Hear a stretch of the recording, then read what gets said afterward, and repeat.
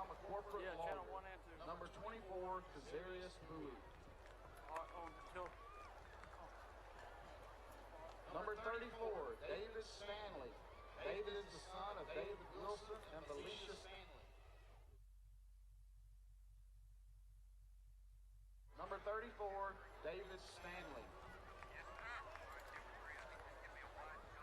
Number 37, Jackson Cochran. Jackson is the son of Sean and Gina Cochran. His future plans were to major in civil engineering. Number 37, Jackson Cochran. Okay, Number 49, Jacoby Green. Jacoby is the son of Christina Johnson. His future plans were to go to college.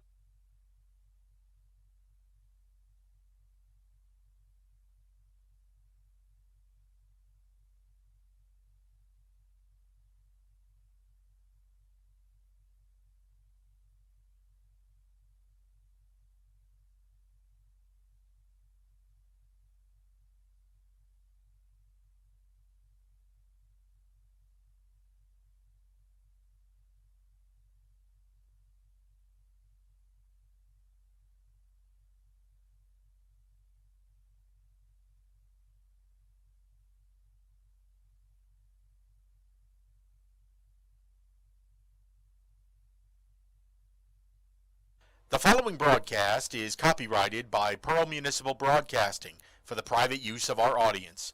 Any other use of this broadcast without the written consent of Pearl High School or PMB Sports is prohibited.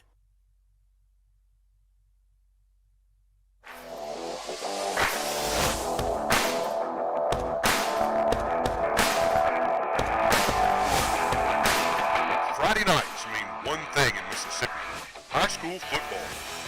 You've got a 50-yard line seat to the 6A powerhouse Pearl Pirates right here on PMB Sports. Now, batten down the hatches and hoist the colors. The Sky Family Dental Pirate Pregame Show starts now. Well, good evening, ladies and gentlemen, and welcome to Brandon High School, where tonight it will be the Rankin County Super Bowl between your Pearl Pirates and the Brandon Bulldogs. I'm Greg Flynn, joined by Bryant May. We'll hear from the professor, Roy Harper, in just a few moments as you are watching the Sky Family Dental Pregame Show right here on PMB Sports. Bryant, it is a lot of fun knowing that it is finally here. It's kind of bittersweet. We're at the end of the regular season, but, man, it is the rivalry among all rivalries. Yeah, it doesn't matter what the score is, or what the record is tonight. You wipe the slate clean. This is all for bragging rights. Both teams going to be in the playoffs. We'll talk a little bit more about that in just a second. But it feels a little weird with a Friday happening on a Thursday. That'd be a trivia. When's the last time that Brandon Pearl played on a Thursday night? I don't know the answer to that. I don't know either. Yeah. Maybe never. It's not that I can recall. Yeah, but ever. With these two, I don't think it matters if it's a Monday, a Friday, or a Saturday. There's going to be a lot of head knocking going on tonight. It is the best rivalry in the state of Mississippi, Brandon versus Pearl. It is eat dirt. That goes all the way back to the, I don't even know, the loser eating dirt down on the field. That it was a heated exchange back years and years ago, which that just stuck. The eat dirt rivalry, and now that they've brought in that leather helmet, the old school leather helmet, that's what they're playing for. Right. Just keep adding to the tradition of this high school rivalry. Yeah, it's just something special. You got Justin Hunter coaching in his second Eat Dirt rivalry. Sam Williams for Brandon going to be coaching in his first tonight. But even hearing him in some of the pregame interviews leading up to tonight, he just said there's something different about this one. A lot of people seen a lot of football across the state of Mississippi, but there's something special about these two teams when they come together. Thousands of people will join even here in person tonight, braving the cold on a Thursday night, and then lots of you joining us from home tonight. It's going to be a good one. Well, let's give you a look at some of the statistics of this series as we put together a little graphic for you that'll show you exactly what this is all about. Now, this will be the 71st meeting between these two teams. Not quite 71 years, because there have been times where we've played two times in a season, regular season, and then also in the playoffs. Pearl won last year, 15-7. Brandon, there were some lean years for Pearl here.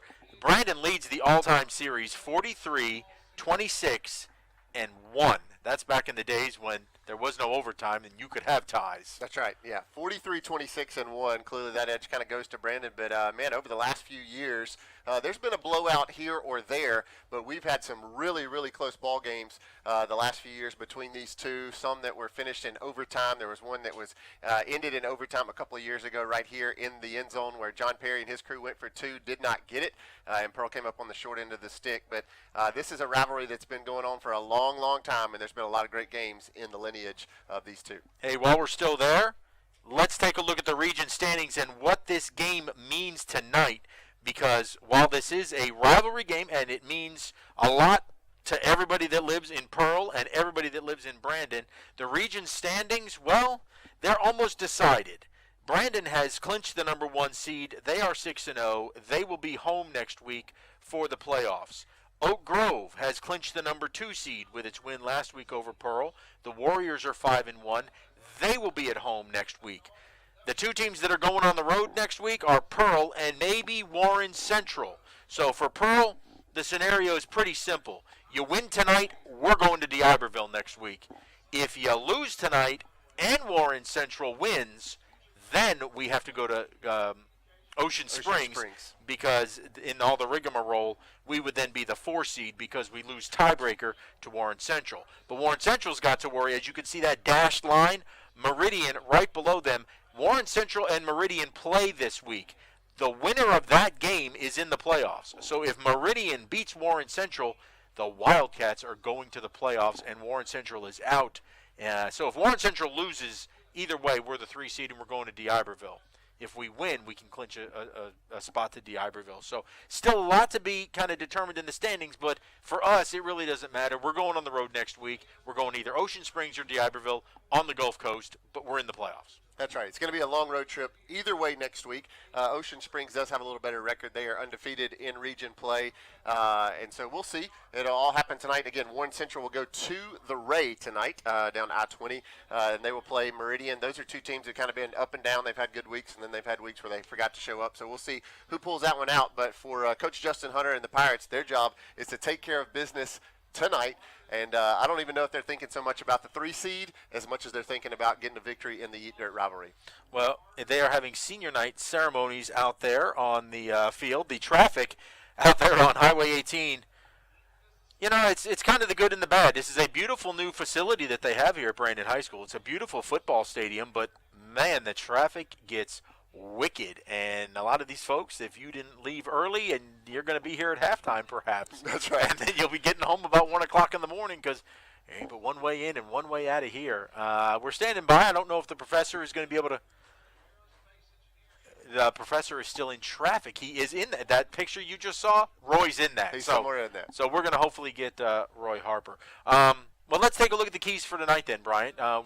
We can take a look at that because there are some things that have to be done tonight. And the number one thing I believe is that personally I still believe, and I know you believe, and everybody still believes in the Bird. You got to believe in Jay Bird. He had a terrible game last week. He wants to bounce back, and I think he can, right? Oh, yeah, absolutely. This is a guy that's been playing in this rivalry for 4 years. Jay Bird played on the varsity level even as a freshman, and so he has more experience than anybody coming into this big game tonight. He's done big things on big stages, and everybody has a bad week. Last week was Jay Bird's week to have a little rough one. Tonight he's going to look to rebound, and I look for him to do it both through the air as well as on the ground with his legs. We're going to need him and the T-Train to both get things going.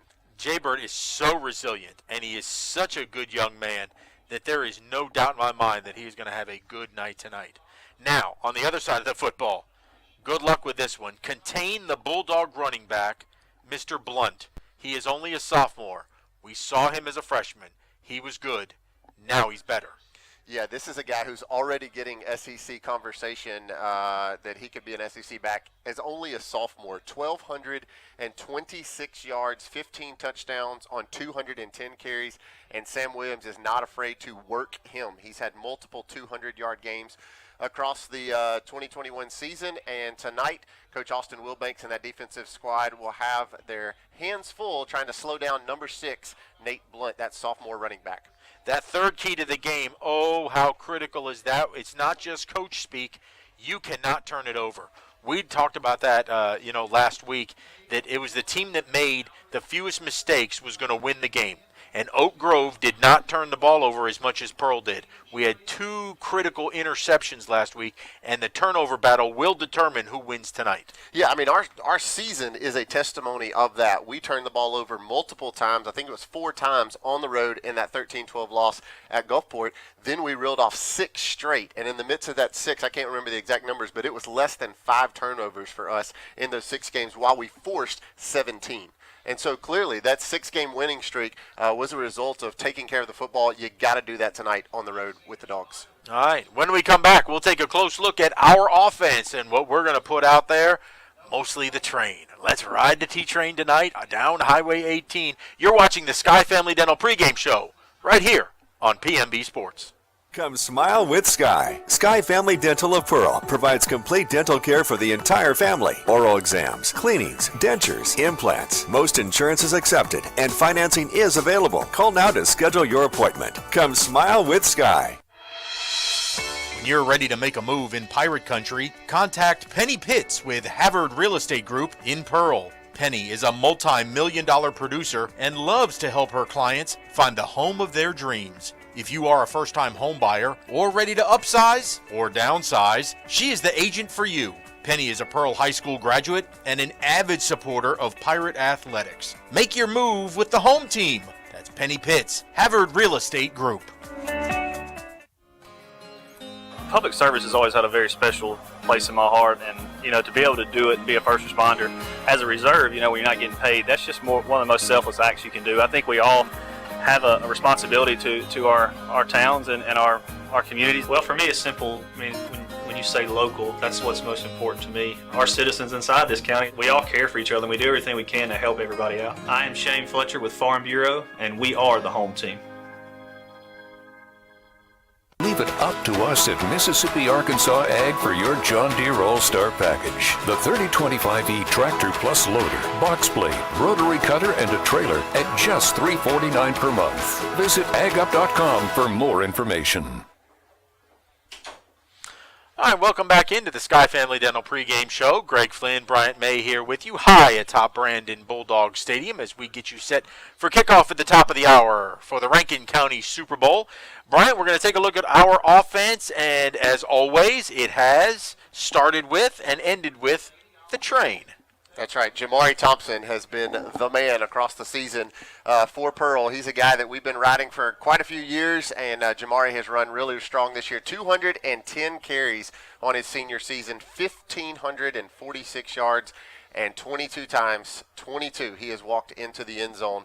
Jamari is a force to be reckoned with, and he's a guy that really, we've talked about it throughout the season, Greg, he's a guy that seems to gain strength as the game goes on, and he swings around that 225, 230-pound frame, and by the end of the third, fourth quarter, he's wearing out defenses.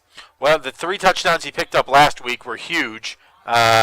Really kept us in the ball game, and it's going to be a great test of running backs tonight. I'm looking forward to this matchup with the T-Train. As you look at the rest of the Pearl offensive starters, Jaybird Jerry Johnson, again, we believe in the Bird. He's back in there at quarterback. That's right. Jaybird will be the senior leader. Again, he has more experience than anybody playing in this rivalry as he's played all 4 years on the varsity level. Jaybird will be the senior number 4. Wideouts will be Colby Henderson, Cody Arms. You'll also see Alex Spires mix in as well as Cade Chisholm. All of those guys are seniors, and so a lot of experience on the outside for Jaybird to get it out too.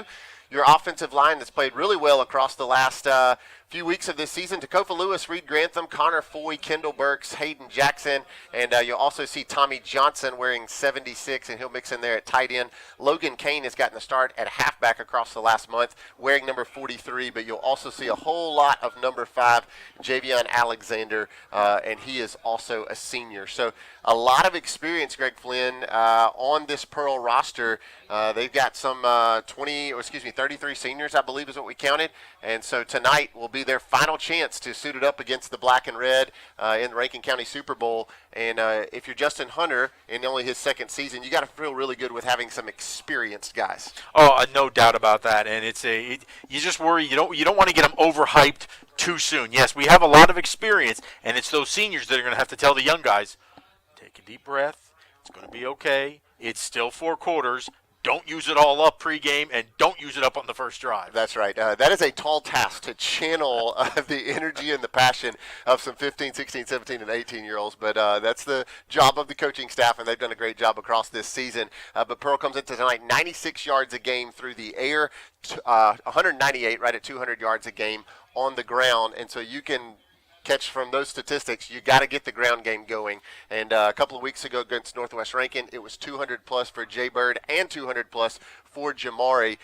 You may not have to have that much tonight against the Brandon offense, but you need both of those guys to have a really good game tonight and find space here on this turf at Brandon High School. Hey, I will tell you, Blunt's getting all the attention coming into this game, and he's really good. They keep talking about him going SEC and that stuff. Jamari, same number of carries, 300 more yards. That's right. 300 more yards.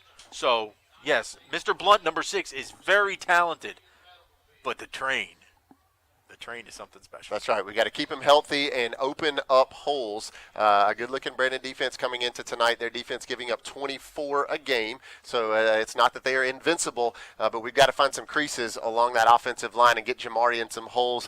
And I imagine you'll see a lot of option maybe with Jay Bird and Shoto, or we've even seen the option with Jay Bird and Jamari. Hey, as good as our offensive line is, Brandon is susceptible to those runs up the middle. In watching them on tape, they are susceptible to giving up big plays in between the tackles, much like Oak Grove was, and we exploited that quite a bit. Jamari went for 164 yards last week, again, against a very talented Oak Grove defense.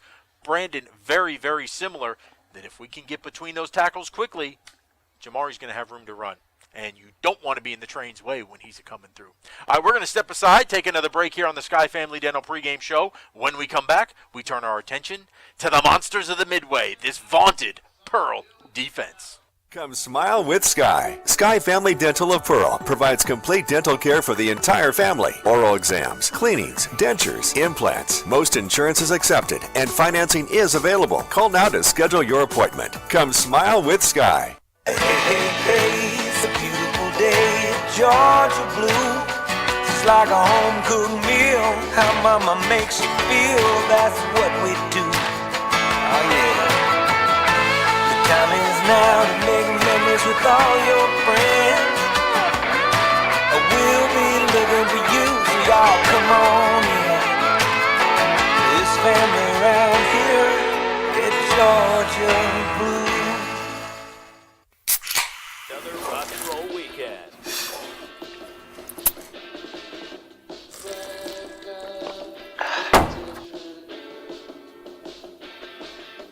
Burgers, better with Pepsi.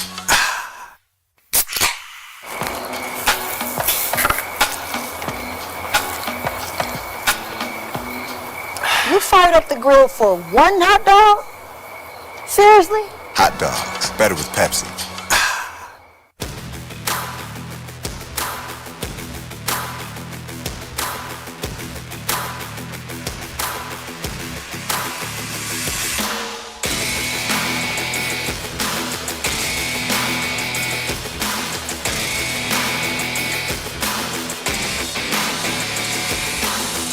Shop, stay, dine, and play at The Connection, Mississippi's retail entertainment destination. Located at the intersection of I-20 and I-55 in Pearl. Welcome back into the Sky Family Dental pregame show. We're getting you countdown to kickoff between the Pirates and the Bulldogs here coming up at the top of the hour. Greg Flynn, Bryant May here with you, and now it's time to focus our attention on the defense, which has been the true strength this year, and talk about strong. Number 99. Yeah, he is the definition of strength, maybe the strongest hands in high school football, Jeremy Jackson. We affectionately know him as Meatball. The offenses know him as a whole lot to deal with. 64 total tackles on the season for Jeremy on his senior campaign, 48 solo tackles, and 15 tackles for loss. Again, 15 tackles for loss across only 8 games and 11 sacks for number 99. He is no doubt the senior leader of this defense, but he's got some really good counterparts to join him as we take a look at the rest of the starters for this Austin Wilbanks and Pearl Pirate defense tonight. Jeremy Jackson is joined by another senior counterpart. We call him the Nightmare, Jalen Nickelberry, here one number 26, and Jabron Moore going to play some defensive line as well. He wears 44. Again, Braxton Kemp tore his ACL a couple of weeks ago against Northwest Rankin, so Jabron Moore, and you also see a lot of Zyquan Coleman, number 57. Tristan Carpenter, he's the leader of the middle half of that defense, the senior at linebacker, wears number 10, along with Kai Jefferson and Kavion Freeman, who wear number 12. The guy who's everywhere, Austin Knight. Austin leads the defense in tackles, 76 total tackles on the senior season for number 21, Austin Knight. And then the rest of that secondary, it's a talented bunch. DeQuavian Shoto, who wears number 6, he's a senior. Justice Moore, only a junior, but quite the athlete. He'll go both ways tonight and wear number 2.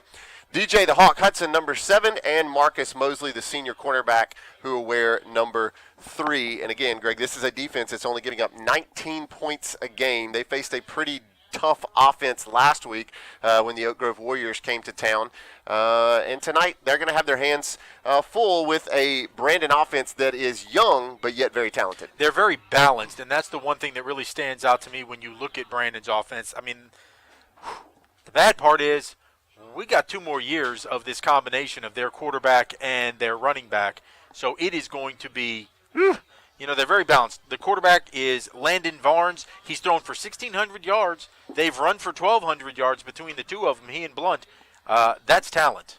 That's right. Yeah, 1,600 yards, 11 touchdowns, but he's prone to turn it over. 8 interceptions on the season for Varnes. But Blunt going to be the guy that you got to cram the holes and try to slow him down. But he's got a counterpart in Jarvis Durr, who's only a junior. And so there's a 2-headed backfield, kind of like maybe a little bit like we see with Jamari and Jaquavian. But again, a offense that comes in putting up 410 yards a game. That's 181 through the air, 230 on the ground. The difference is I really like the speed of our linebackers, and I think that makes the big difference in what we have, because you have Cobra Kai Jefferson out there. You have Kavion Freeman. You've got Tristan Carpenter. They're all so quick. Shoto scrambles to the ball. Austin Knight, my goodness, he's just in on every tackle of every play. I think that makes the big difference when you get to that second level, don't you think? Yeah, and I think tonight you want to try to close up the middle to slow down Blunt and then make Landon Varnes beat you through the air tonight. You'd love to test our secondary. I don't mind us doing that with Marcus Mosley and Shoto and Hudson and some of those guys out there. Again, Varnes, a youngster and only a sophomore. Maybe he makes some mistakes tonight, throws the ball out in the flat, a couple of pick sixes to help out that offense. I just think it's going to be tough sledding up the middle, because with Nickelberry and Jeremy clogging that middle, I'm telling you, they're going to have to try and get out to that edge quickly, and then we're really going to see the speed of our linebackers trying to get out there and string them out and then get them pushed out of bounds. It's going to be a great, great chess match tonight. 2 very evenly matched teams. It's Brandon, it's Pearl. That's all you really got to say. We're going to take our final break. When we come back, we'll get you ready for the coin toss. Trustmark Bank will provide our coin toss, and we'll see who's going to get the ball first. You'll hear the national anthem, and we'll get you ready to go here at Brandon High School. You're watching the Sky Family Dental Pregame Show right here on PMB Sports. Come smile with Sky. Sky Family Dental of Pearl provides complete dental care for the entire family. Oral exams, cleanings, dentures, implants. Most insurance is accepted, and financing is available. Call now to schedule your appointment. Come smile with Sky.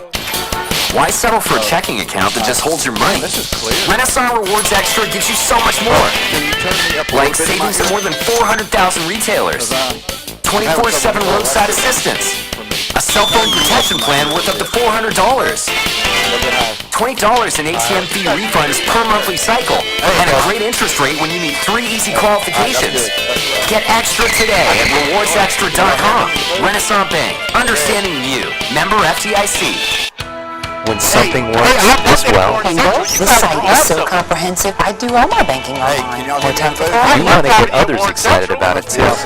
They're very conscientious, and they're about helping us, not about a plan for our future. It's nice to know we make a difference. So easy. They have lots of creative ways to help me afford the loan for the cutest car I've wanted. And that a great bank is a really important thing to have.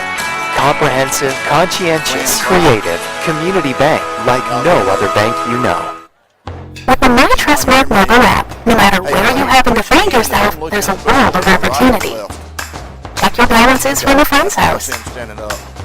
Deposit checks with a smartphone or tablet from the back porch. Or send payments with email or text during a family get-together. Live your life more freely. Make my Trustmark your Trustmark. Get started at trustmark.com.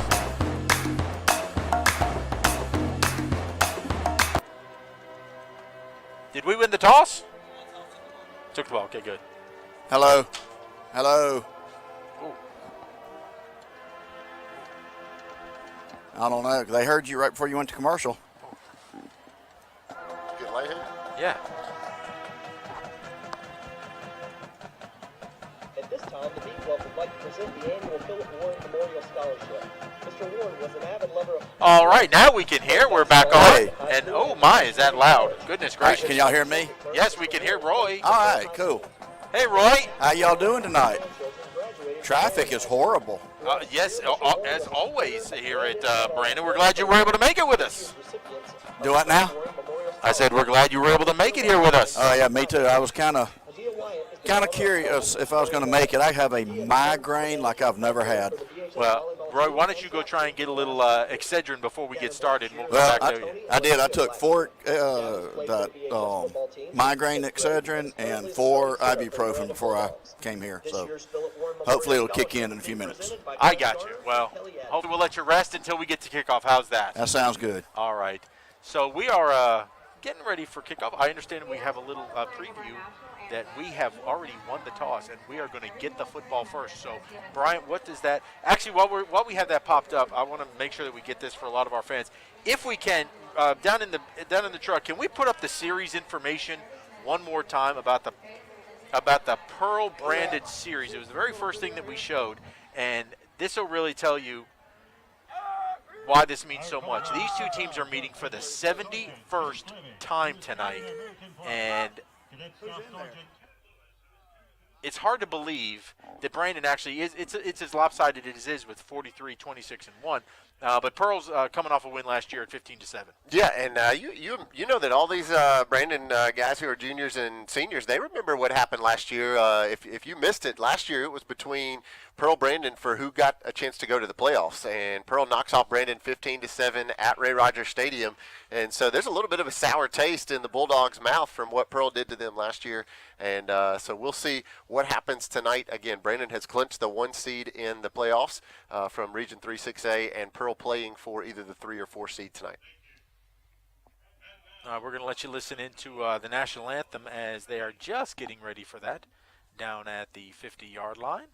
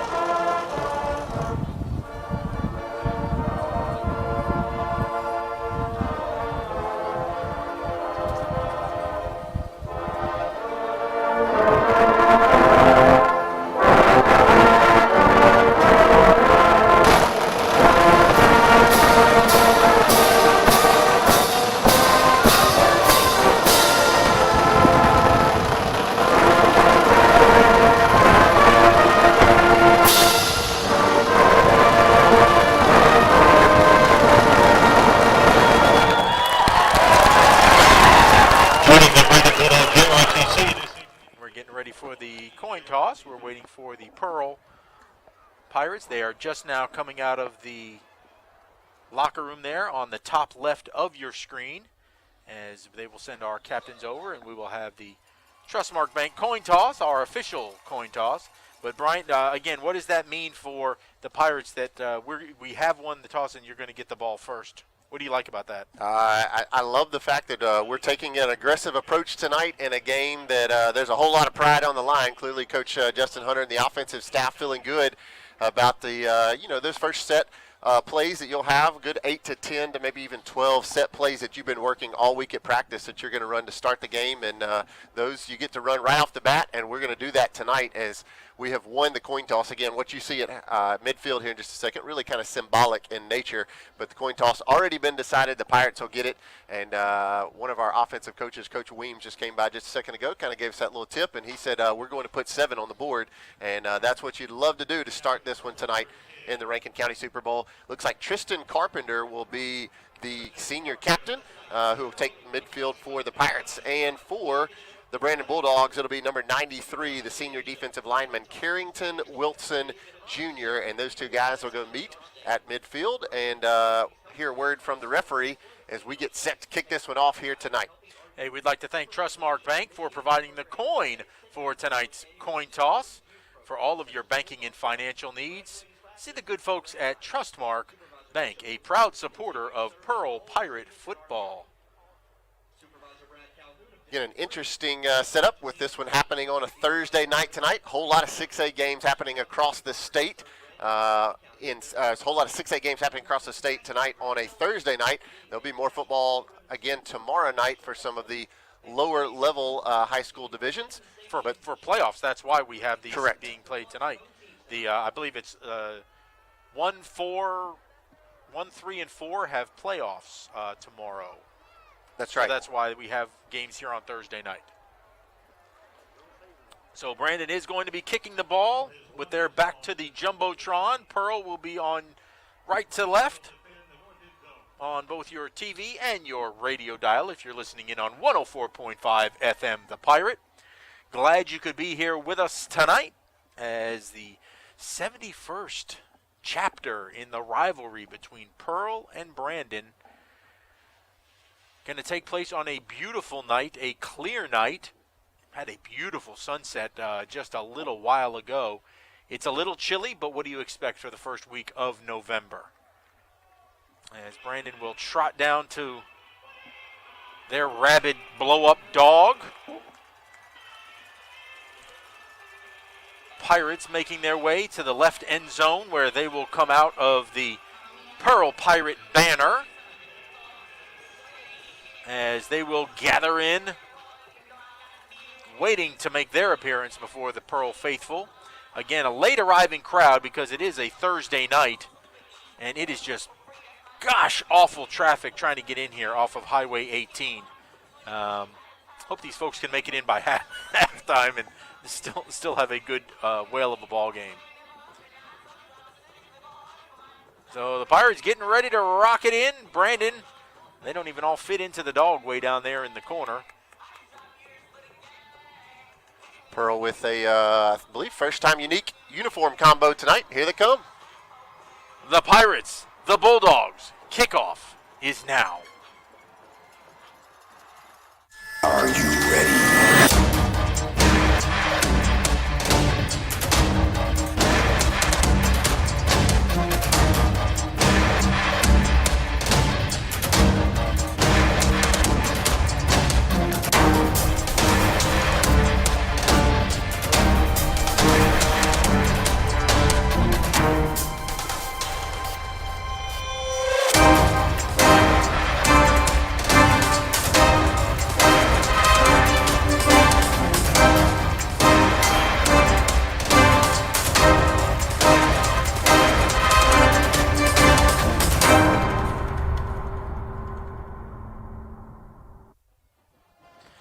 Good evening, Pirate fans, and welcome into the 71st chapter of the Eat Dirt, the Rankin County Super Bowl. It's Pearl, it's Brandon, it's on. I'm Greg Flynn, joined by Bryant May and the Professor Roy Harper. Pearl has won the toss and elected to receive.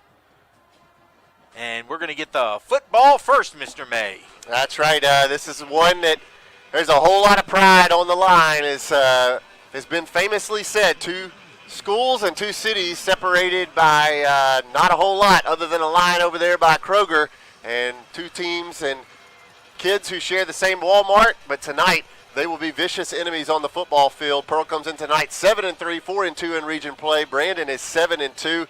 6-0 in region play. Brandon lost their first 2 games of the year to Madison Central and Oxford, and they've reeled off 7 straight since then.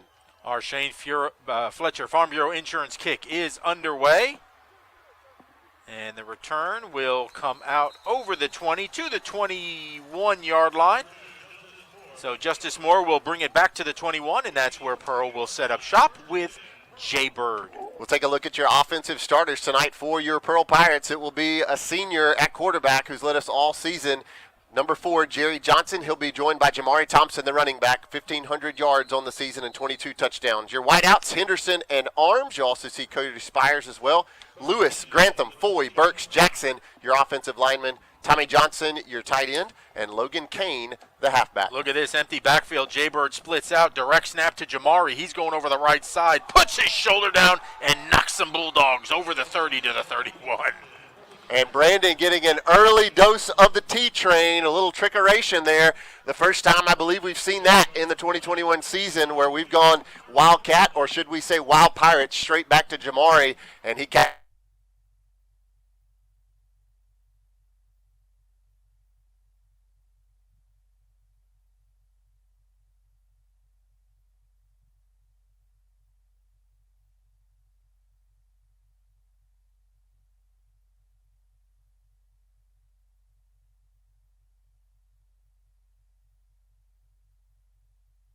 lineman came over here from his defensive end spot, bottom of the screen, to hit Jay-Bird right at the line of scrimmage. No gain, big third down here on the first drive. Oh, Jay-Bird dropped the ball, and he's going to pick it up. That's athleticism, a great job by Jay-Bird to get that ball, not panic, and pick up the first down. Yeah, you said the words, Greg Flynn, not panic again. Jerry Johnson played in more of these games than any other guy on the field, as he's been playing varsity football since he was a freshman. And good job of not losing his cool there after he dropped the snap, picks it up, uses his athleticism, and Pearl picks up the first down of this 2021 Rankin County Super Bowl. So Renaissance Bank moves the chains. Bird will keep it. He put it in Jamari's gut, then pulled it out, and he's going to get a pickup of 1, maybe 2 yards there on the far side. Good pursuit by this Brandon defense. They are quick. That time it was Javon Durr, Jr., who also played wide receiver. He's playing safety. He was able to chase Jay-Bird to the outside for a minimal gain. This Brandon defense giving up 24 points a game on the season, so they've allowed some points, and Pearl looking to put some early points up here on the first drive of the game. They pick up 1 on first down, make it 2nd down and 9. Heavy set this time. Hand it to Jamari. Gets to the linebacker level. He's going to cross the 40 to the 41.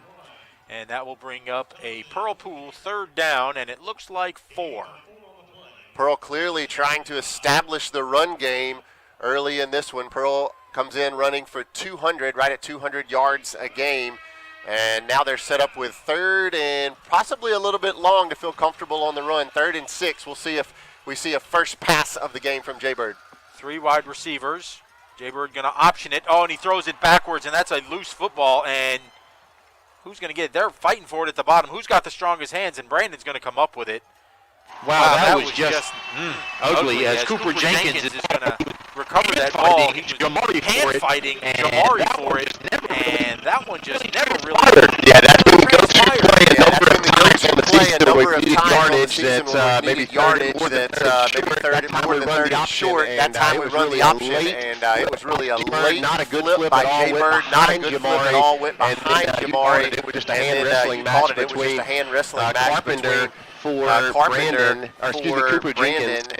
Cooper Jenkins and Jamari Thompson, and that's not how you wanted to start on your first drive of the game. So here comes Landon Varnes to lead his offense. Watch out for that number 6. It's Nate Blunt, but Varnes is going to throw on first down. We get pressure. Nickelberry makes him move out of the pocket, gets him uncomfortable. The pass incomplete, and good pressure by the line. The secondary. Good coverage by the secondary. pass intended for Will Elliott. Landon Barnes, only a sophomore, but using his legs to get out of the pocket, slide out there and almost hit Elliott on a really athletic attempt at making that catch. Landon Barnes, 1,600 yards on the season through the air, 11 touchdowns to 8 interceptions. So he is susceptible to putting it in the other team's hands. Pearl needs a big stop here with the defense's back against the wall. Second down, Barnes going to throw again. Steps up in the pocket, meet ball. He gets the first pressure. But everybody else is going to swallow him up at the 15. So a 3rd down and 5 upcoming from the Pearl pool. A chance for the Pirate defense to get off the field as the Bulldogs, known as a running team, throw it twice. Now they'll run it on 3rd down. And they're going to be short. It's going to be 4th down. 4th down and short. And let's see. Looks like a heavy set coming in for Brandon. Landon Barnes, the quarterback, going out, so it looks like we're probably going to see maybe a direct snap to Nate Blunt. They like to do this. They've done this a lot. They did this a lot last week against Northwest Rankin. 4th down and 3. Pirates don't jump. Blunt's going to look over to the side. He is a big, big back. He will not get us to jump, and now we're going to call timeout as Coach Hunter doesn't quite like what he sees, so we'll step aside. Timeout, Brandon and Pearl. We understand an upside-down world. We understand a rogue virus, 0 jobs, and stratospheric tuition. But they're writing us off before we get to the starting line. A stalled generation. Not so fast.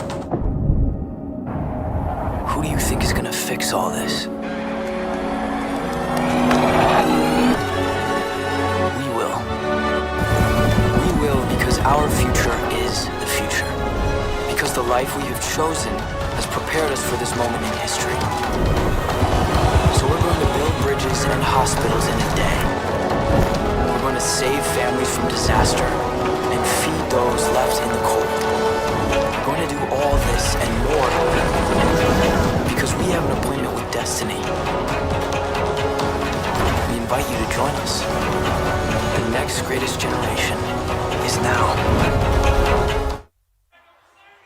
On 4th down, Brandon throws it for a touchdown. On 4th down and 3, Brandon took Blunt out. They decided to throw it, and it was indeed a touchdown. Wow. Greg, Nate Blunt, the sophomore star running back, has 0 receptions on the season. Jarvis Durr has quite a few, and he added 1 more to the mix right there. That was clear what they were going to do when they pulled Blunt out, put Durr in, and it is 7-0 Bulldogs just like that.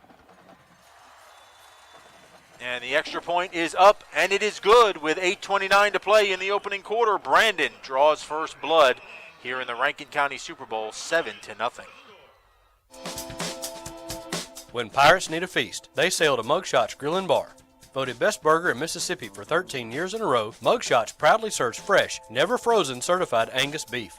X marks the spot at 2 locations on the map, in Pearl and Riverwind Drive in the movie theater parking lot, and in Flowood on the corner of Airport Road and Lakeland Drive.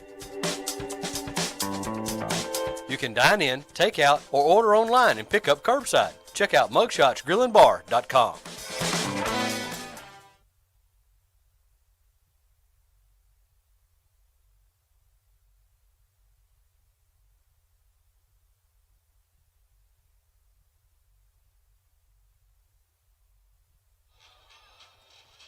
For the Shane Fletcher Farm Bureau Insurance kick after Brandon's touchdown gives the Bulldogs a 7-0 lead.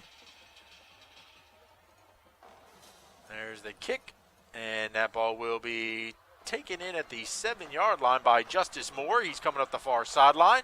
Nice return out to the 30-yard line. Professor Roy Harper was down on the field. Roy, you had a nice pickup. Why we had to call that timeout before? Too many men on the field? Yeah, we had 12 guys on the field. We had that late run on, and nobody came off. We were lucky the refs didn't throw the flag before Coach Hunter was able to get the timeout. And then on the 4th down, just a blown coverage? Yeah, that's what it looked like. the safety looked like should have taken the guy coming over the middle, but he was going toward a corner route instead and just got caught. Well, here we go. Jamari in at quarterback to take the snap. With that heavy set, Jamari is going to keep it, put his head down, fall forward over the 30 to the 31, and that'll be 2nd down and 9. Again, if you just tuned in, Jamari started the game kind of at that Wild Pirate formation. First time we've seen that on the season there. He takes the second snap of that. Ken Mangum, the sophomore, is the running back who's flanking Jamari to his right. There goes Mangum. He's hit, and that is a large young man. Carrington Wilson Jr. You got to put several bodies on him. Watch him just fill that hole, beat the tackle. Wow. Yeah, he made that tackle from his knees, and we're going to stay with Jamari in that Wild Pirate formation on 3rd and 7. Little clap on the hard count. We will see what, Jamari, he can throw the ball. Last week, he threw a pass into the end zone that was just off the fingertips of Spires at the end of the half. So he can throw it. Here he's going to run it, though, looking for a hole. Bounces it to the outside. He's got the corner, and I think he's got the first down. Let's see. Let's double-check where they want to spot that, and it is indeed a Renaissance Bank first down. Is a nice bounce to the outside. Yeah, you see there on the Rogers Dabbs instant replay, Jamari, not only will he run over you, but he will run by you. That time he had to get to the outside, used his speed to pick up 8 on 3rd and long. So on first down, here's a handoff to Mangum. He'll put his head down. He'll make it out to the 43-yard line, pickup of 2. The Pirates clearly playing ball control here as we're seeing them on their second drive, and we have yet to see the ball go into the air. We are working the ground game and the clock as well.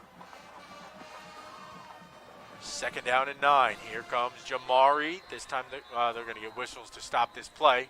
So that one never happened. Yeah, I believe that's going to be a false start. Looked like the whole offensive line moved early. Well, it's funny because the flag just came out. He blew the whistle, the referee here on the near side, and then just threw the flag out. I think it got stuck. Yeah, even the backfield was starting to lean a little bit. The snap came out a little late, it looked like. Yeah, it's one of those where everybody goes except for the center, and maybe a miscount there, wrong signal, and it caused everybody to move. That'll be the first penalty of the night on the Pirates, and that'll make it 2nd and long. Well, Roy, this appears to be, doesn't appear that there's an injury to Jay Bird, so this must have been in the playbook that we wanted to mix things up with a lot of Jamari here. That's what it looks like. Yeah, he's fine sitting here on the sideline just waiting. Yeah, this is obviously the game plan coming in. Yeah, just trying to mix it up, not doing what Brandon didn't expect us to do. We're behind the chains a little bit now. 3rd down and 11 from the 40-yard line, so we will see. Now you're going to see Jaquavian Shoto check into the backfield. A little more speed. Ken Mangum will check out. And, Greg, you wonder if you potentially go back to the option play. Again, Jamari has not thrown many passes on the season. That one last week, a little more of a trickeration. Wonder if we're going to see an option here between Jamari and Shoto. 3rd down and 11. Jamari, give it a Shoto. Showtime looking to find a hole. He will not quite, and he'll get it out over the 40. Looks like he'll make the 44, but it will bring up 4th down and long. Again, Pearl yet to put it in the air. Trying to work things on the ground, and now we are, we all believe, going to see a Cody Arms punt. Yeah. Here comes the punt Yep, unit. There goes Cody drifting back. And back for Brandon will be number 18, the the junior wide receiver, Will Elliott. Cody done a nice job this year as a wide receiver, place kicker, and punter. This one's going to take a huge Pearl hop inside the 20, and a nice job down at the 18-yard line, so that's where Brandon will take over. 38-yard kick by the senior punter Cody Arms after the nice hop here on the turf at Brandon High School. Again, 7-0, 5:09 remaining here in the first quarter. Pirates turned it over on their first offensive drive, and Brandon took advantage of that on 4th and 3, put the ball in the air for a 23-yard touchdown pass from Varnes to Durr, and now we're going to see Blunt in the backfield. Here's a quick throw. That's going to be completed, and didn't quite get him down on that first contact, and here's big yards after the catch.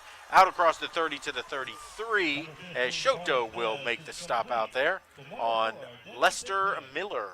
Actually, I think that was number 4, Devin Thigpen. Yep, yes, Thigpen who caught that. Thigpen, the leading receiver for Brandon, 462 yards and 6 TDs for the junior. There's a big play out to the 44-yard line, and that'll be yet another Brandon first down. Nate Blunt, only a sophomore, and we don't have measurements on him, but I'm going to go 5'10", 5'11", and easily over 200 pounds. That's a good-looking running back, and he showed on his sophomore season as he jumps over a Pirate right there. Here he goes again. That time Austin Knight able to grab him by the legs and get him down. He is a load for sure. Again, they're already talking about SEC caliber style running back. I think it might be a little too soon for that, but he is very talented. They go quick, and this time the Pirate defense is there to stack him up for no gain. Good job by the Pirate defense hanging in there as things going quickly for Sam Williams and this Brandon offense. Again, Sam Williams, his first year as the Brandon head coach, came over from the Ridgeland Titans after doing a great job over there, and Brandon's reeled off 7 wins in a row after dropping their first 2 on this 2021 season. Williams loves to go fast. Of course, he did have Zy McDonald there at Ridgeland. He likes that fast offense. Varnes back to pass. He's pressured. Nice job getting the pressure on, but Austin Knight misses. Can't make the initial tackle down the sideline, and look at the speed being shown and cutting it back to the middle of the field, and this is going to go for a Brandon touchdown. Good gravy. Devin Thigpen. That was fast. That was fast, and Devin Thigpen is very fast, and he just showed it right there for really the first time we get some pressure on Varnes, and what an outlet to have in the form of Devin Thigpen. Some good downfield blocking by some Brandon receivers. All those are legal blocks, and Devin Thigpen from Landon Varnes, 52 yards to the house, and just like that, it's 13-0 Bulldogs with 3:37 remaining on the first quarter clock. Yeah, that was some speed there. I tell you, you don't get to see that very often because our defense is very, very fast as well. But couldn't catch up to him that time, and Ballard is on for the extra point. It is up and it is good, and with that, Brandon now leads it 14-0 with 3.5 minutes to play in the opening quarter.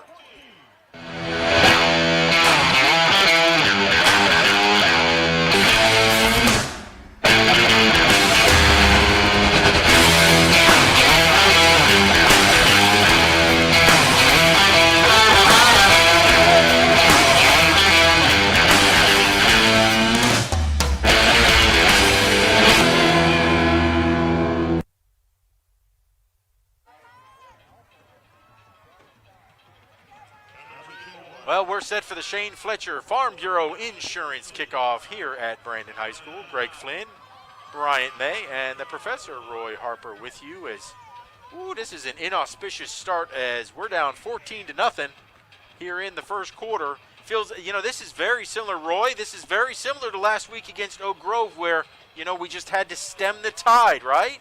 Yeah, I was just thinking that I wonder if they're pressing a little too much, trying to do too much on their own instead of trusting each other and playing as a team. Well, when they settled down against Oak Grove, they really did calm down. They took a deep breath, and then the game really came. They let the game come to them instead of trying to jump out past it, and perhaps that's what they needed to do tonight. Yeah, I think that's what we're going to see. Coach Hunter's talking to them, and the other coaches, coaching them up and just telling them, look, settle down, play your game. It's still early. We're not out of this. Let's just get back to what we do. Absolutely not. I mean, Brian, it's a great point. We're certainly not out of it. It is very much in the early going. Looks like they had to go get the football back. Yep, looks like we're going to see Shoto and Jamari Thompson in the backfield. And, again, seen a whole lot of Jamari Thompson run a little bit of that wild pirate, reminiscent of the second half against the Petal Panthers when Jay Bird was out. Shoto will actually be the quarterback this time. And they'll give it to Jamari this time. He's going to get it out, turns the corner over the 30 to the 35-40. He's going to cross midfield, There is a yellow flag on the field at about the 32-yard line, and I believe that's going to be a holding call against one of the offensive linemen or maybe the tight end, and that's exactly what it'll be, and that will negate a big pickup by Jamari Thompson. So the Penny Pitts Havard Realty Group penalty is going to put us in some unprime real estate, as that's a shame, as that was a really, really nice run by Jamari. I believe they got Takofa Lewis, the sophomore lineman, on that holding call, and Takofa's played so well, youngest guy on the offensive line, but an unfortunate one right there that's going to set us back to make it 1st and long. So they will put it at the 19-yard line, and it will be 1st down and 11 on the spot foul because it happened down the field a little bit. So that saved us. So instead of 1st down and 20, it's 1st down and 11 because of the spot foul. Shoto looks like he will be quarterback, and Jamari will stay the running back. Shoto hands it off to Jamari, puts his head down. He's going to get it to the 21. Pick up 2 yards on the play, and that will be 2nd down and 9.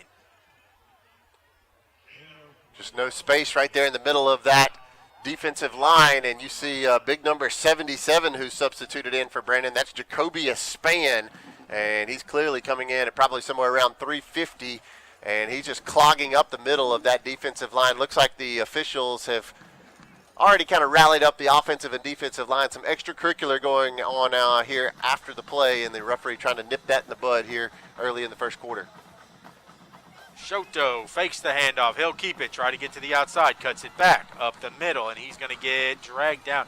Brandon really rallied to the ball well there, and it will be spotted down at the 21. No gain, back to the line of scrimmage, and a Pearl Pool 3rd down and 9. Again, Pearl yet to put the ball in the air so far here in the 1st quarter, and it's looking like the Brandon defense has really read that completely, and they are loading up the box. Pearl going to sit with 3 wide receivers here on 3rd and long. Shoto, the quarterback, he's going to keep it himself and try the right side. He's going to get tackled for no gain, so it's going to be 4th down. This Brandon defense showing their speed, going east to west with one of the fastest players on the Pearl roster in Jaquavian Shoto, and that time it was Cooper Jenkins, the senior linebacker, who chased him down and threw Shoto out of bounds, and now we're going to see another Cody Arms punt. So Cody on to kick it away. Going to need to get away a boomer to flip some kind of field position here. He stands at the 6-yard line. Good snap. That kick is away. Pretty good kick. Needs a big hop, and we're going to get a pretty good one. Very nice. Inside the 35, and it will roll down to the 33-yard line. So a minute 20 to play here in the opening quarter. Brandon still leading at 14-0. Cody Arms, a 47-yard kick that time. Back-to-back great efforts by the senior. Cody Arms, 38, and then 47. Good job by Cody flipping the field after the offense was unable to do a whole lot. And now we'll see Landon Varnes and this Brandon offense with a 2-touchdown lead already. Looks like now he will have Jarvis Durr in the backfield with him. Again, Jarvis Durr, the 2nd leading carrier, 115 carries and 647 yards for Durr, and he'll take the direct snap. And he's going to fall forward over the 40, well, right at the 40. So that'll be a pickup of 7 yards, bring up 2nd down and 3. And they're going quick, already snapping the ball. Here's a run by, ball came out that time, and the Pirates, I believe, have it. Let's see. Their official stepped in pretty quickly, and he ruled down the guy right there. I believe that was the back judge. We'll get a good look here on the Rogers Dabs instant replay.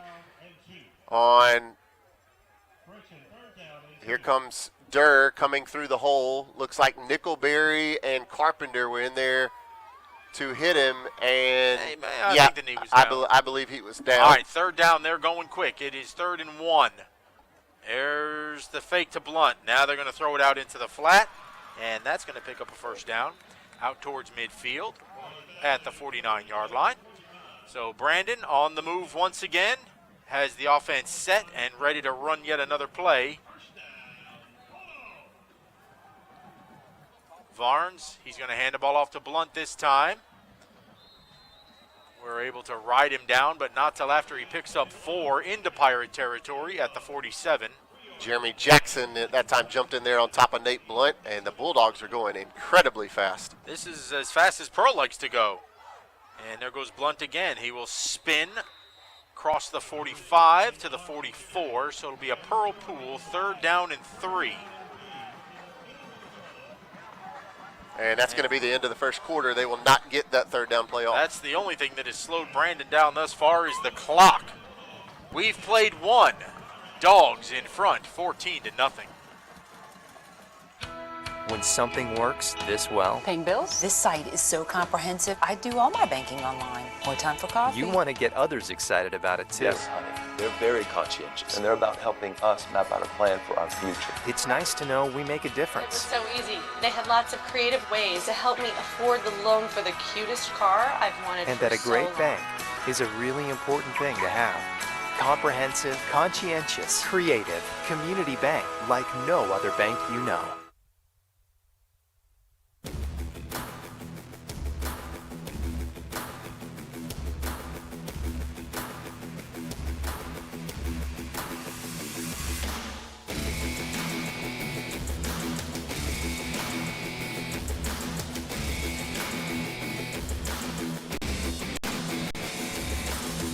Shop, stay, dine, and play at The Connection, Mississippi's retail entertainment destination.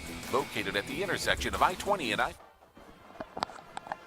We start the second quarter, 3rd down and 3. There's a inside handoff, and the speed of Jarvis Durr inside the 30 will pick up another Brandon first down at the 29-yard line. And it's I don't know. I mean, they're going so fast, and this is what Pearl is used to. And a direct snap to Blunt this time. He's going to cross the 20 into the 19. He is very, very strong, Bryant. Yeah, he's a really good-looking running back, and only a sophomore. We're going to have to see this guy for 2 more years. That's not going to be fun. The good news for Pearl on that carry is there was a flag, 2 of them thrown in, and I believe we see a holding call on the offensive line there for Brandon. That'll be their first Penny Pitts Havard Realty penalty night. Slow down the momentum of Brandon offense. Moving and Greg, I was going to say we played a lot of ball games this year, and Pearl's going really, really fast. I don't remember a team that's gone as fast as Pearl or faster than us until tonight. And Brandon, it's almost like they're calling 2 plays at one time with how quick they get back to the line of scrimmage. Well, it is 1st down and 20 here.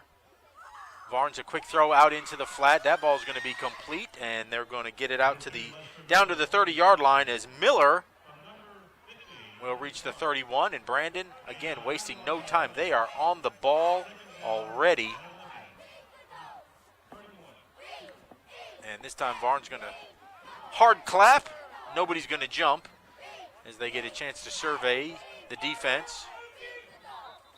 And, Brandon jumped early. 74 jumped up, Mr. Luke Rogers. So that's going to be a Penny Pitts penalty, Havard Real Estate Group. Luke Rogers, I believe the brother of Will Rogers, the quarterback, former quarterback here at Brandon High School, now the starting quarterback at Mississippi State. And he moved, and it's going to back this Brandon drive up even more. 2nd and long, but Landon Varnes, the sophomore quarterback, looking good. 2nd and 17. Here's another inside pass. There's room to run into the second level. Spins.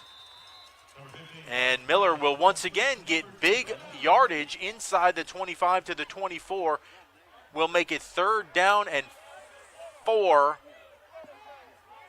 And here comes Varnes. He'll throw. That ball.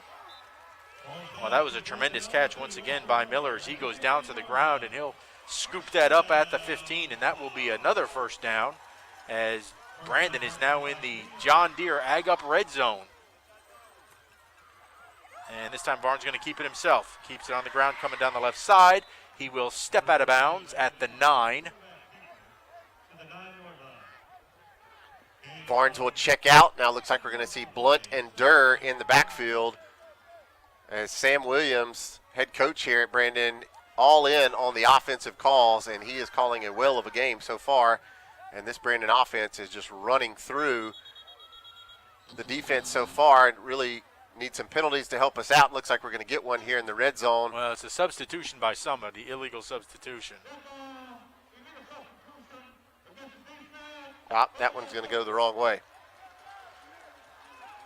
So that's going to go against the Pirates, and they will inch that ball closer to the end zone. It will now be on the Pirate 4. So now 1st and goal for the Dogs.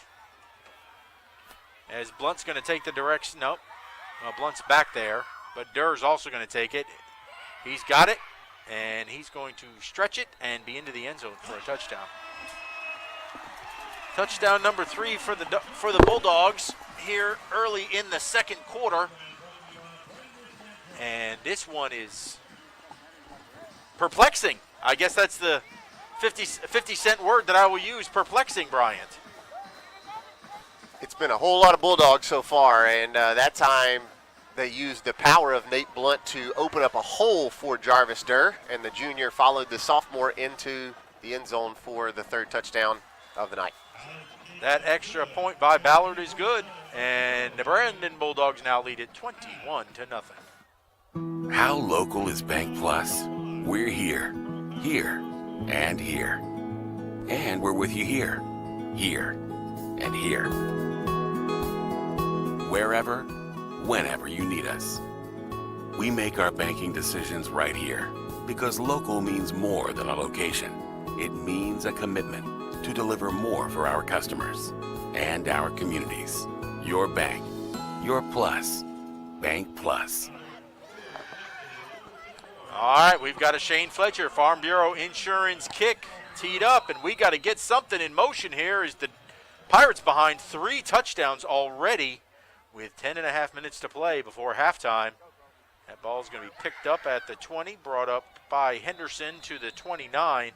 And here's where the Pearl offense is going to come out, and let's see who is going to lead this offense. We've had Jerry Johnson start on the first possession. Then we had Jamari come out and play quarterback the second possession. Third possession was Shoto. So let's see who's going to win the job for possession number 4. And I see Jamari, and it looks like it's going to be Jamari. Here comes Shoto coming out late. And Shoto. So we'll see if it's perhaps like. And I don't know. I mean, I could see Jaybird there. Roy, is there any kind of an injury issue with Jaybird? Not that I'm aware of. I'll see what I can find out about that. Because I see him standing there at the 28. I don't. And we're going to get a flag already on Pearl. I believe some pre-snap movement going on. Delay of game. So a delay of game coming out of the change of possession on the kickoff will now back us up and be 1st and 15. My goodness, Jacobius Spann, Bryant, number 77, takes up the entire line, and Jamari just barely got past him. Do you see? That is a very large individual. Yeah, I'm guessing at least 350. Oh, at please. least. One leg. Yeah, he is he's a. That's a run stopper right there. That's a good-looking nose tackle. Yeah, and he's only a sophomore. Only a sophomore. 2nd down and 13. Shoto going to keep it himself, looking for a hole. Not going to find one there as number 40, Dysart Bell, will drag him down, and it's going to be 3rd down and 14 to go. Deep in the hole as we have. I know Matthew down in the truck is keeping our play numbers, but we have run the ball on every play that we've had tonight.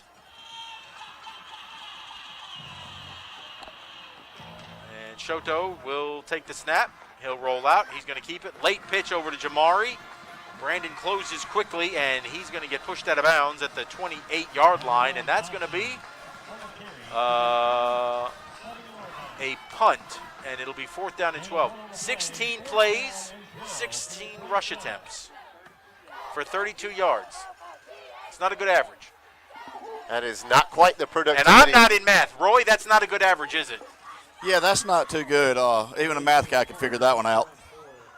I'm a journalism guy. So on 4th down,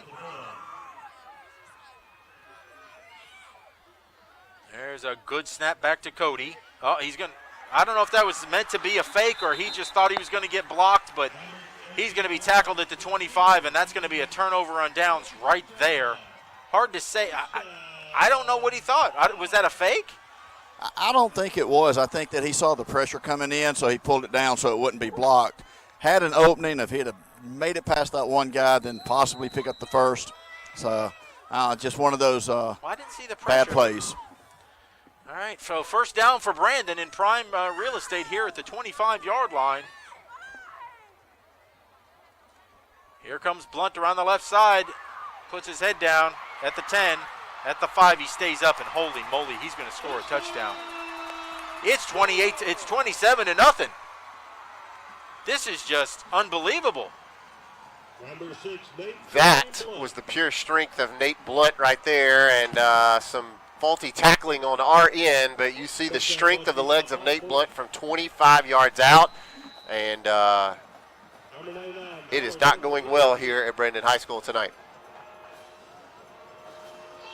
That'll be interesting. If we could run that replay back one more time, that's as the extra point is going to go through, it's 28-0.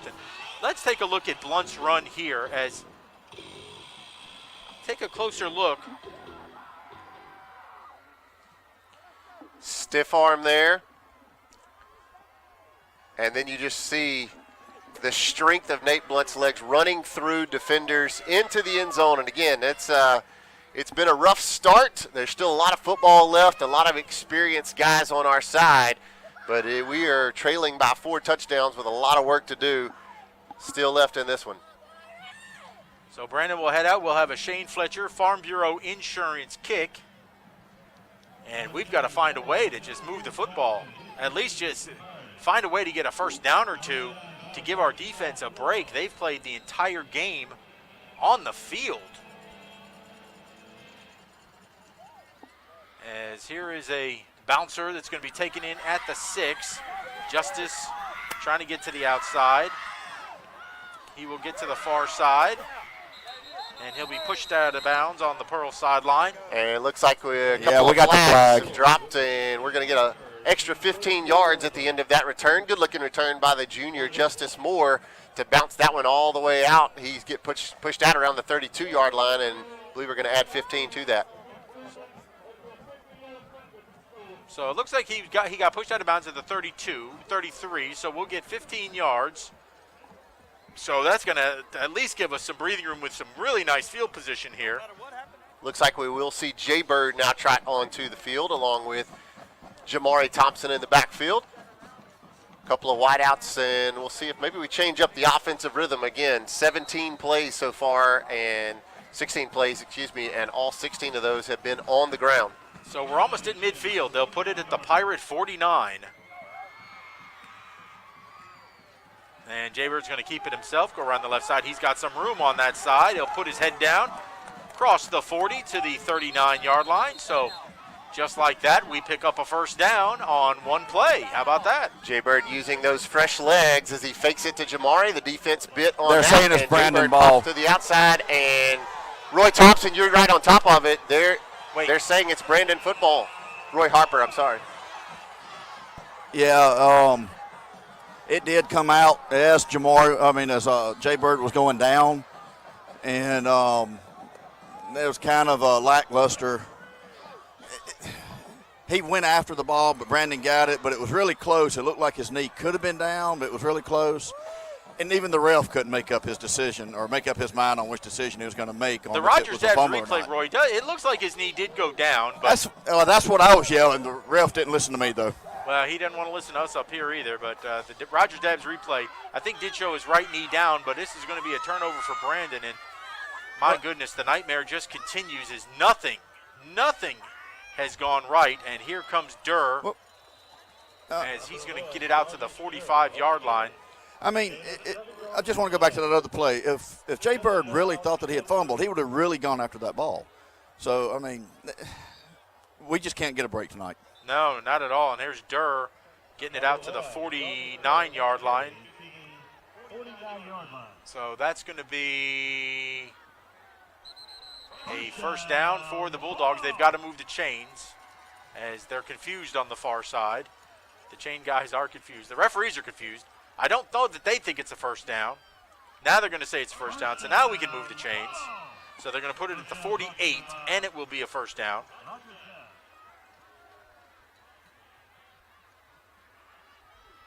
And there goes Durr. This time we're going to hem him up and get him down on the ground. Jabron Moore.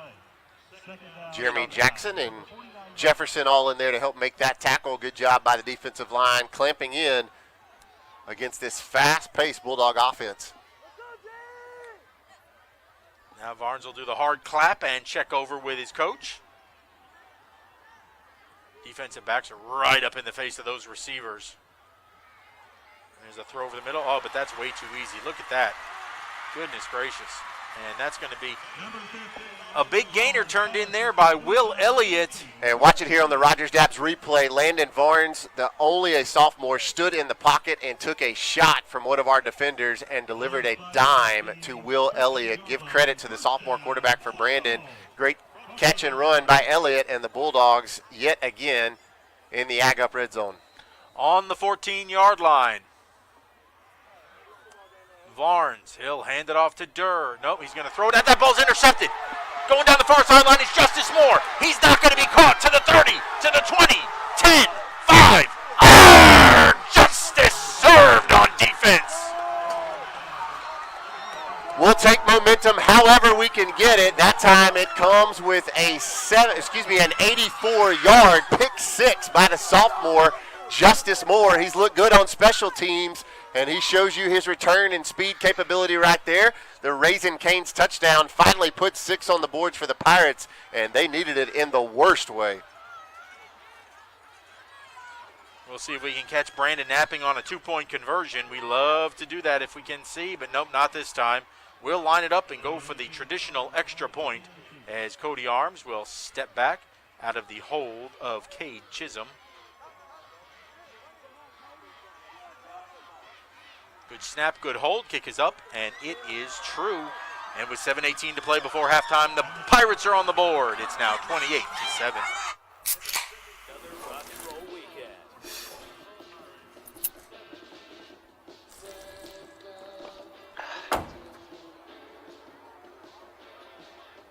Burgers, better with Pepsi.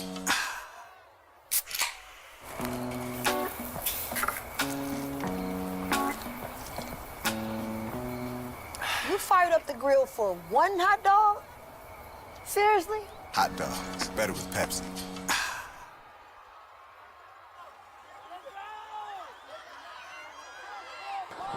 Maybe, just maybe, it'll be the greatest comeback in the history of the series here in Game 71 as the Pirates trailed 28-0 and now 28-7. So you never know. Football's a fickle, fickle game. We got punched in the mouth certainly there in the first quarter.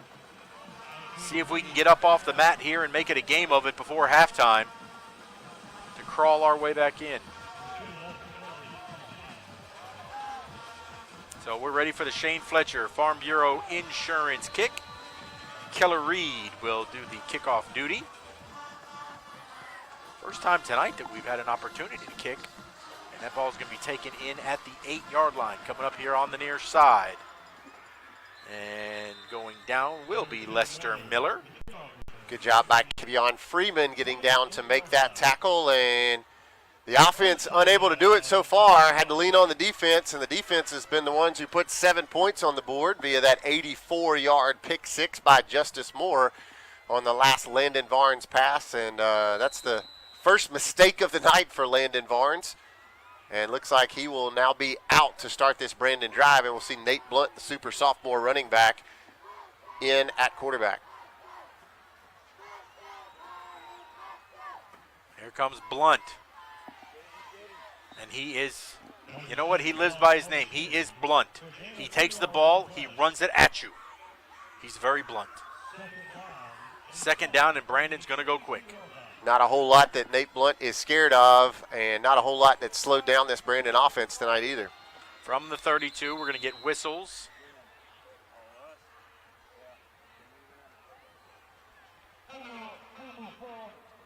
And Pearl will take a timeout. Let's step aside with him. So you've injured your shoulder or your knee? And of course you want the best care and the best doctor available. The doctor on the left treats shoulders and knees and ankles and hands, while the Mississippi sports medicine doctor on the right specializes in one body area and one area only, treating thousands of patients a year. Trust your medical care to one of our true specialists. Mississippi Sports Medicine. We specialize for you. At Bob Boyd Honda, we pride ourselves in getting our customers the best deals around. Usually that means when we're selling cars, but right now, Bob Boyd is in the market to buy. we're offering top dollar for pre-owned autos, trucks, and SUVs. Come by, talk to our dedicated team, and discover what a great time it is for Bob Boyd to buy back your used vehicle. Any make, any model. Whether you're selling or buying, at Bob Boyd Honda, you get a deal. On 2nd down and 7, Blunt's going to keep it himself. He will cross the 35 to the 36, and then we'll bring up a Pearl Pool, 3rd down and 4. Need a big stop here after the pick 6. You'd love to get the offense back on the field to try to cut this one to a 2-score game. A little flip pass, and the defense has done it. And, oh, no, we're going to get a silly face mask here. No. I mean, this is just... See the flip there to Jarvis Durr, and... Yep. Jabron just did get his hand in there. I don't know if it was a personal foul, but it's just... Man, oh, man, you had to stop, and that's just a killer. So instead of 4th down, it's now 1st down at the 48.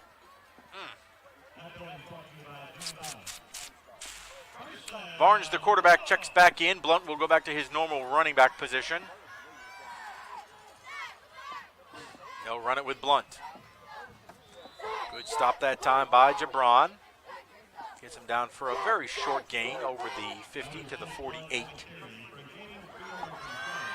Pickup of 3, 2nd down and 7. And the ball off to Blunt.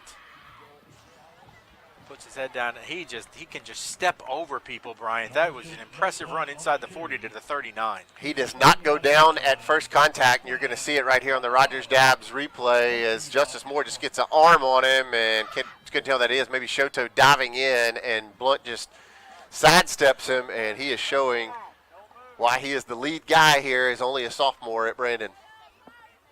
So from the 40-yard line, 1st and 10 for the Dogs. This Pearl defense is causing havoc on that play, as that will fall incomplete. Good pressure there put on by, looks like Jeremy came in there, absolutely, and then Nickelberry just forces that ball to come out. Too hot to handle. Yeah, for one of the first times tonight, we've really gotten in the face of Landon Varnes and force an inerrant throw. Austin Knight had coverage there out in the flat on Nate Blunt, and that'll draw up 2nd and 10 here for the Bulldog offense. There's a handoff to Blunt. He jumps over the line. He'll get it to the 35. Bring up a 3rd down and 5. So again, the Pirates a chance to get off the field. Hard snap count, will not jump. Pirates showing blitz, here they come. Here comes Knight. He swings and misses. And that ball nearly intercepted by TC Tristan Carpenter. Austin Knight came like a missile from the top of the screen there. Good job by Landon Varnes sidestepping, and yeah, I believe Landon wasn't quite ready for that one, or excuse me, Tristan wasn't quite ready for that one as it went through the hands of Blunt, but Brandon is going to stay out on 4th down. Need a big stop here as it looks like they will go for it. 4th down and 5 from the 35-yard line.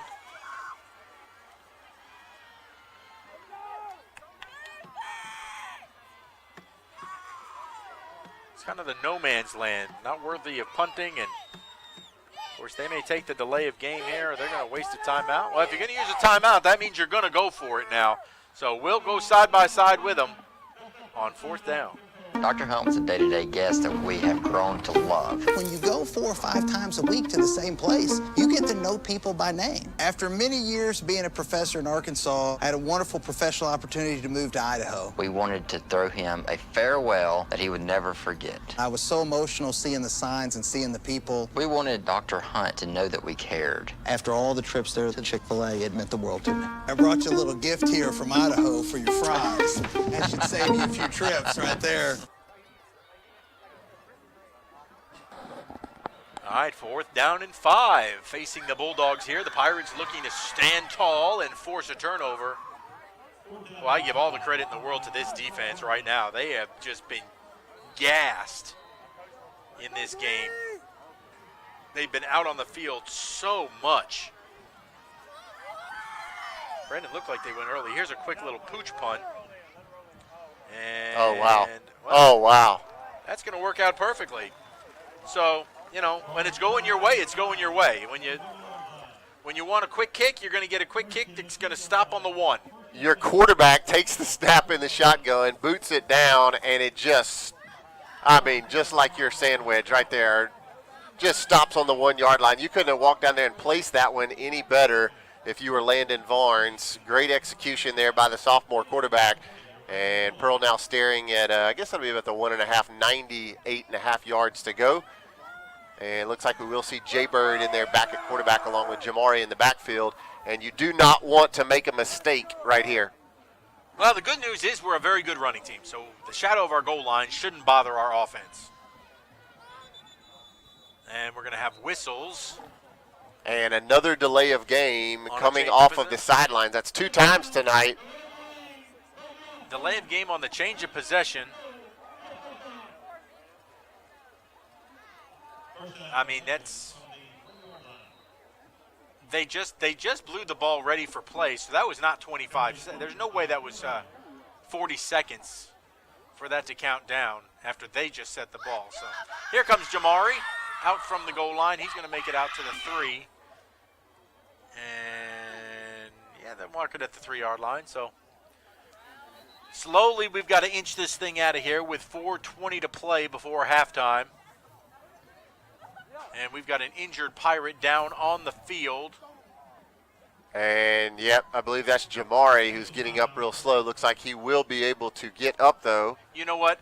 There's a lot of folks that don't understand how tough Jamari has been all season between his ankle this year, his hip.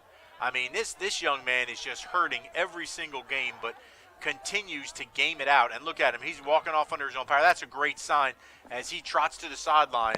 He'll be back in there. There's no doubt about that. Yeah, you can see there. When he went down, he got twisted up in a really weird way. So just really glad to see Jamari run off the field. Again, he came into tonight 210 carries through 9 ball games. So he has been the workhorse.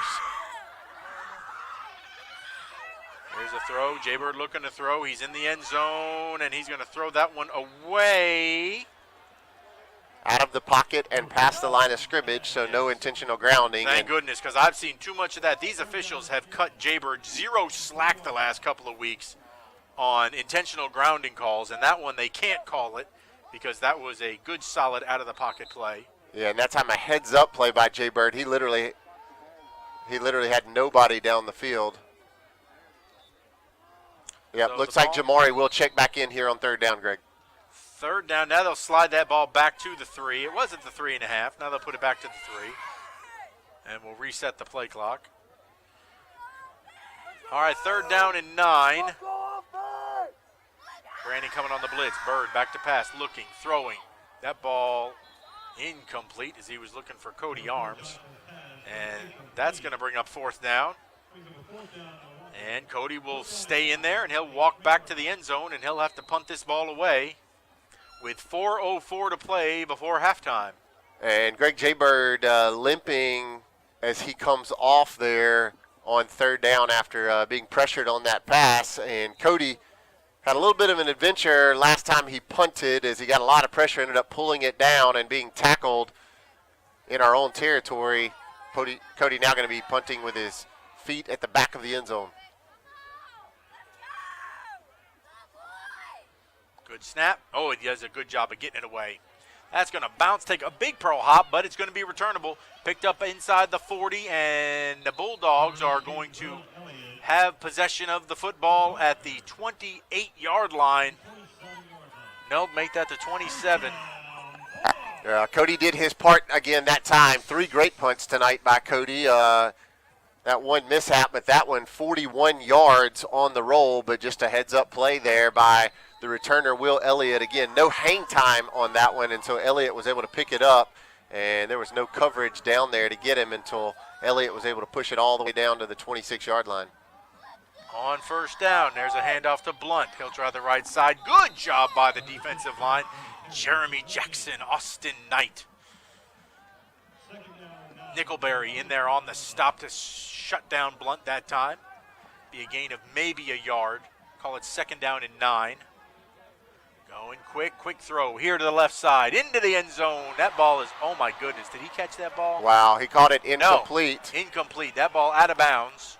I thought he caught it. Unbelievable effort there by Lester Miller, the junior wide receiver. Great coverage, though, by Justice Moore. And, yep, he did not survive hitting the ground. So great job by Justice to break that up at the last moment. So it'll be 3rd down and 9.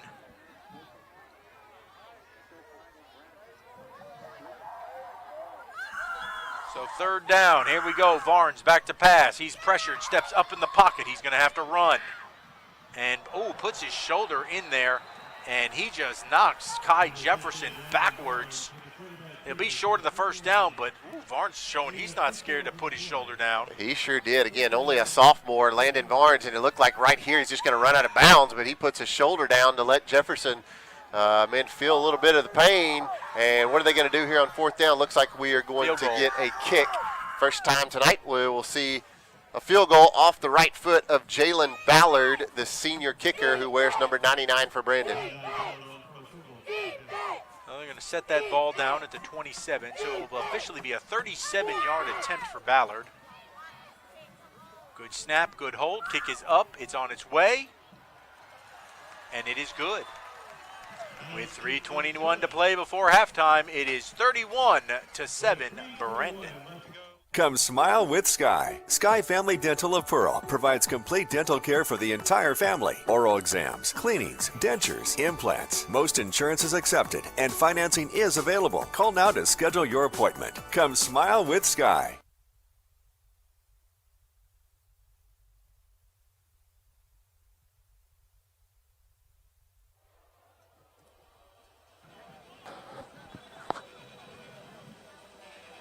.321 to play before the halftime break.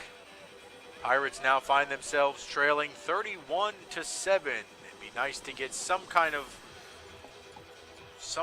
points on the board here, Bryant, before halftime, because Brandon is going to get the ball to start the second half, and you've got to try to find some kind of momentum. We saw Jay Bird limp off the field after the last offensive possession. We'll see if he's able to continue and come back out. He's been battling that ankle all season. That ball is going to go into the end zone for a touchback. 290 yards of total offense for Brandon tonight. 47 for Pearl. It's been a rough night, as you can hear, offensively. It does look like Jay Bird going to make his way back onto the field. We've usually had that in one drive. 47 yards, or double that. Not total yards for a half, but man, hopefully we can get something figured out here in the second half. I know we were great at making adjustments. You just want to be a little bit closer as we hit the halftime break. So critical drive to get some points.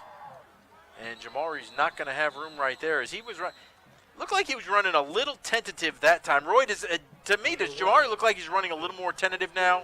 Yeah, he didn't hit the hole quite as hard as he normally does. It could be the hip, or he could have just been trying to find an opening to squeeze through. Well, I think the next couple of plays will be the tell.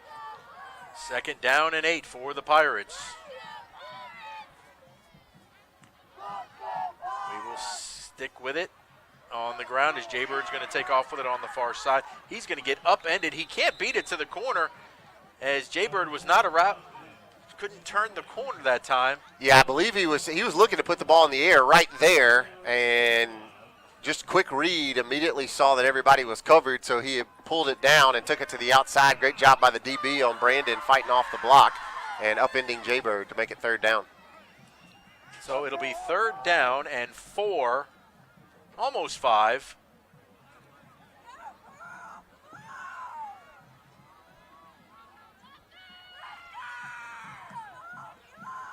Bird's looking to throw. He does. That quick little slant to Chin, and that ball is going to be incomplete. Ball looked a little behind him. Yeah, you'll get a good look here on the Rogers Jabs instant replay thanks to our camera guys and the guys down in the truck. Jaybird, yep, that one was on the back shoulder of Azir Chin. He was able to reach back and get his hands on it, but that one would have been a little difficult to pull in. Good coverage there by Brandon, and yet again we'll see Cody Arms. It'll be his 5th punt of the night.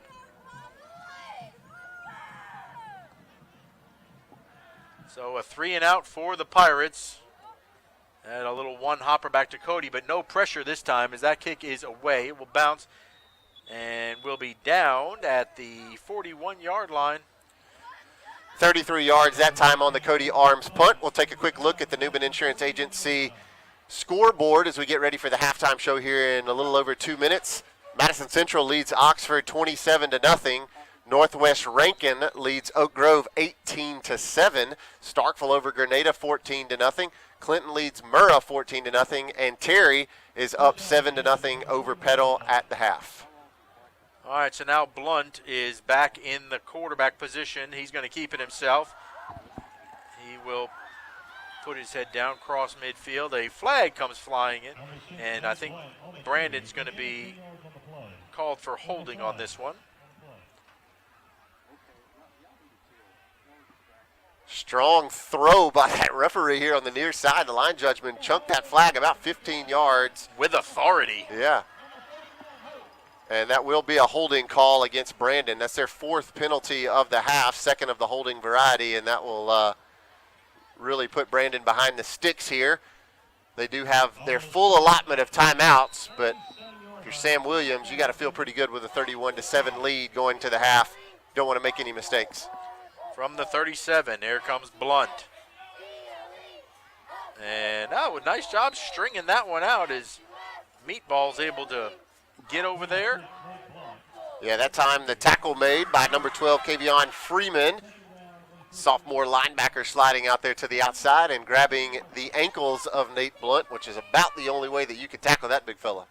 Well, we had Kavion on the show this week, on the coach's show. Fine young man. Really excited to have gotten the playing time that he has, and really, really happy to be back from injury. You know, he had to miss a few games, had to sit out. But very excited to be back and been an integral part of this defense all year long. Blunt, he drops the ball into the backfield, and the Pirates will swarm, and he'll be called down. If we could have gotten that one. My. And that's the kind of injury that you cannot, the kind of turnover that you cannot have if you're Brandon. You know, Sam Williams, heart stopped there for just a moment. Good. Make his heart stop. And Nate Blunt finally need a turnover like that. Finally able to fall on top of it. Jeremy Jackson was a little slow in getting off the ground on that last defensive play as well. We'll keep an eye on him as he gets ready to go to the half. 58 seconds remaining on the first half clock. I'm telling you, let Sam Williams have a heart attack. Pearl needed that turnover there deep in Brandon territory. We'd have taken that ball with a minute left. Nate Blunt has not dropped many of them tonight as he's looked really, really good. 31-7 again. It was 28-0 if you're just tuning in. 28-0 Brandon before Pearl was able to finally put points on the board. An 84-yard pick six by Justice Moore. And that was with 7:18 remaining here in the second quarter. Brandon has since added a 37-yard Ballard field goal to make it 31-7. Well, Roy, what do you think? Are they going to try and make some magic happen here with the last 58 seconds? Yeah, I think so. I don't know. I'm still disheartened over not recovering that fumble. I mean, I wanted to run out there and jump on it, but you know, they wouldn't have noticed. Yeah, no.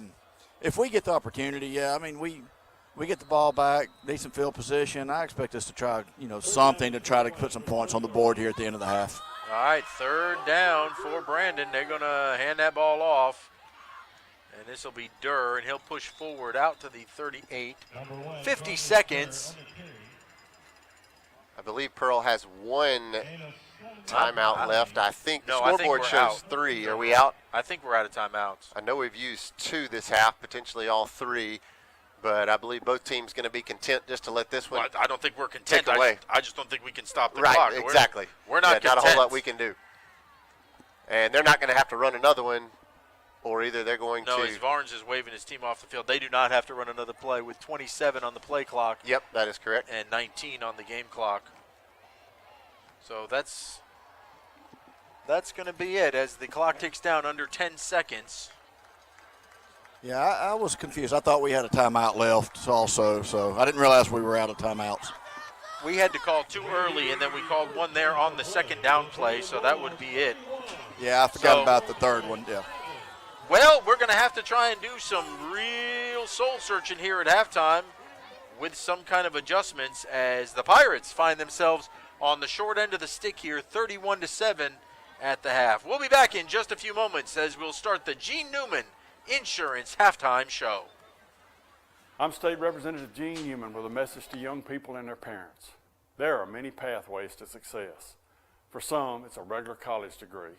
But so often I see students and their families get in financial trouble by taking out huge student loans for college degrees that they will never be able to pay back.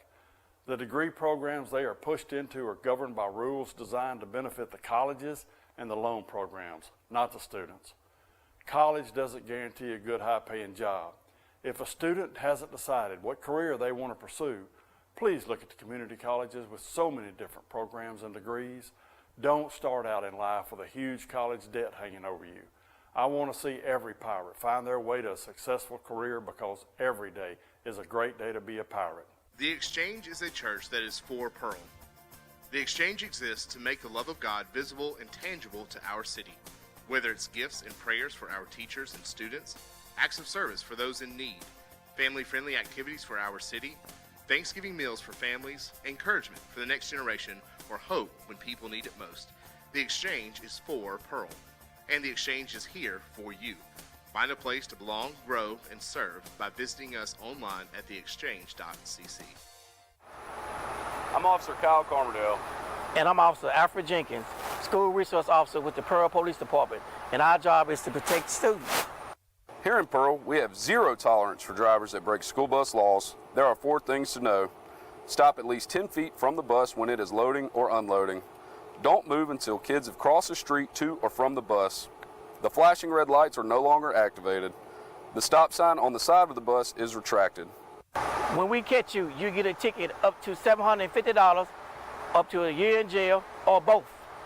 Please pay attention so every student can get to school and home safely. The music listening to my childhood took place mostly in my daddy's truck. We listened to old songs on the radio, made up the soundtrack of life, singing along with Hank and Ray. Nowadays, you can choose your own playlist, everything from the classics to the new stuff. Alpha's a lot like that, with a lineup of insurance options to suit your style. I love you, man. Call Alpha agent John McHenry in Pearl for a quote today. You've been putting back a few, and a few becomes a few too many. For a moment, you think about calling for a ride. Nah, you live nearby. What's the worst that can happen? You get pulled over, your insurance goes up, you lose your license, you total your car, you kill someone.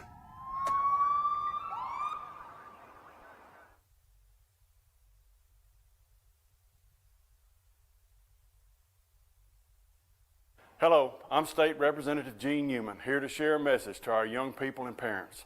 There are many pathways to success. For some, it's 4-year college, which is great if you have a chosen profession. But there are so many other opportunities to grow and succeed here in Mississippi. Our community colleges, VOTEC, trade schools, apprenticeship programs, and on-the-job training are all top-notch. Believe it or not, there are more than 7 million good jobs available across the country, and most don't require a 4-year degree. I encourage parents to support their kids that have a love for skilled trades like construction, air conditioning repair, auto technicians, electricians, and so many others. We need a diverse workforce that can thrive even in tough times like pandemics.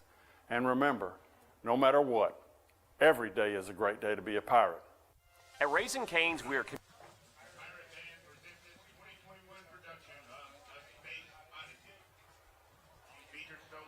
Welcome back into the Gene Newman Insurance Agency halftime show, where we're live from Brandon High School on a Thursday night. High school football on a Thursday night, closing out the 2021 season. It's been a rough first half on the football field, 31-7. Bulldogs lead the Pirates at the half. But now we're getting ready for the sights and sounds of the award-winning Pearl Pirate Marching Band with their halftime show, A Space Oddity.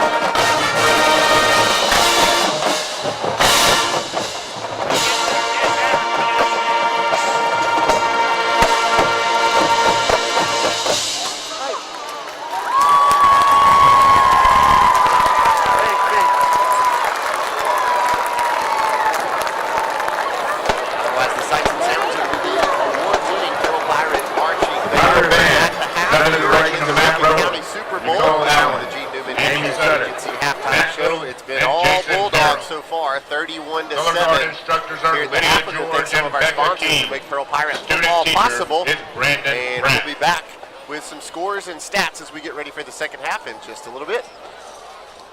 Hello, I'm State Representative Gene Newman, here to share a message to our young people and parents. There are many pathways to success. For some, it's four-year college, which is great if you have a chosen profession. But there are so many other opportunities to grow and succeed here in Mississippi. Our community colleges, VOTEC, trade schools, apprenticeship programs, and on-the-job training are all top-notch. Believe it or not, there are more than 7 million good jobs available across the country, and most don't require a four-year degree. I encourage parents to support their kids that have a love for skilled trades like construction, air conditioning repair, auto technicians, electricians, and so many others. We need a diverse workforce that can thrive even in tough times like pandemics. And remember, no matter what, every day is a great day to be a pirate. I'm Officer Kyle Carmerdale. And I'm Officer Alfred Jenkins, School Resource Officer with the Pearl Police Department. And our job is to protect students. Here in Pearl, we have zero tolerance for drivers that break school bus laws. There are 4 things to know. Stop at least 10 feet from the bus when it is loading or unloading. Don't move until kids have crossed the street to or from the bus. The flashing red lights are no longer activated. The stop sign on the side of the bus is retracted. When we catch you, you get a ticket up to $750, up to a year in jail, or both. Please pay attention so every student can get to school and home safely. He was supposed to be the 5th man to walk on the moon. But 200,000 miles from Earth, an oxygen tank explodes.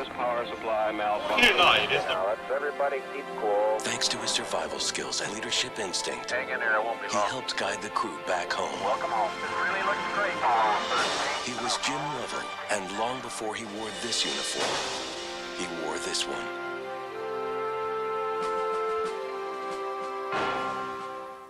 Jim Lovell, Mike Rowe, and Bill Gates. Just a few names known for success. All 3 also started their leadership path while serving in the Boy Scouts of America. Everything they learned while part of a troop can prepare you for a successful future as well. Whether it's survival skills, self-discipline, or just how to have fun.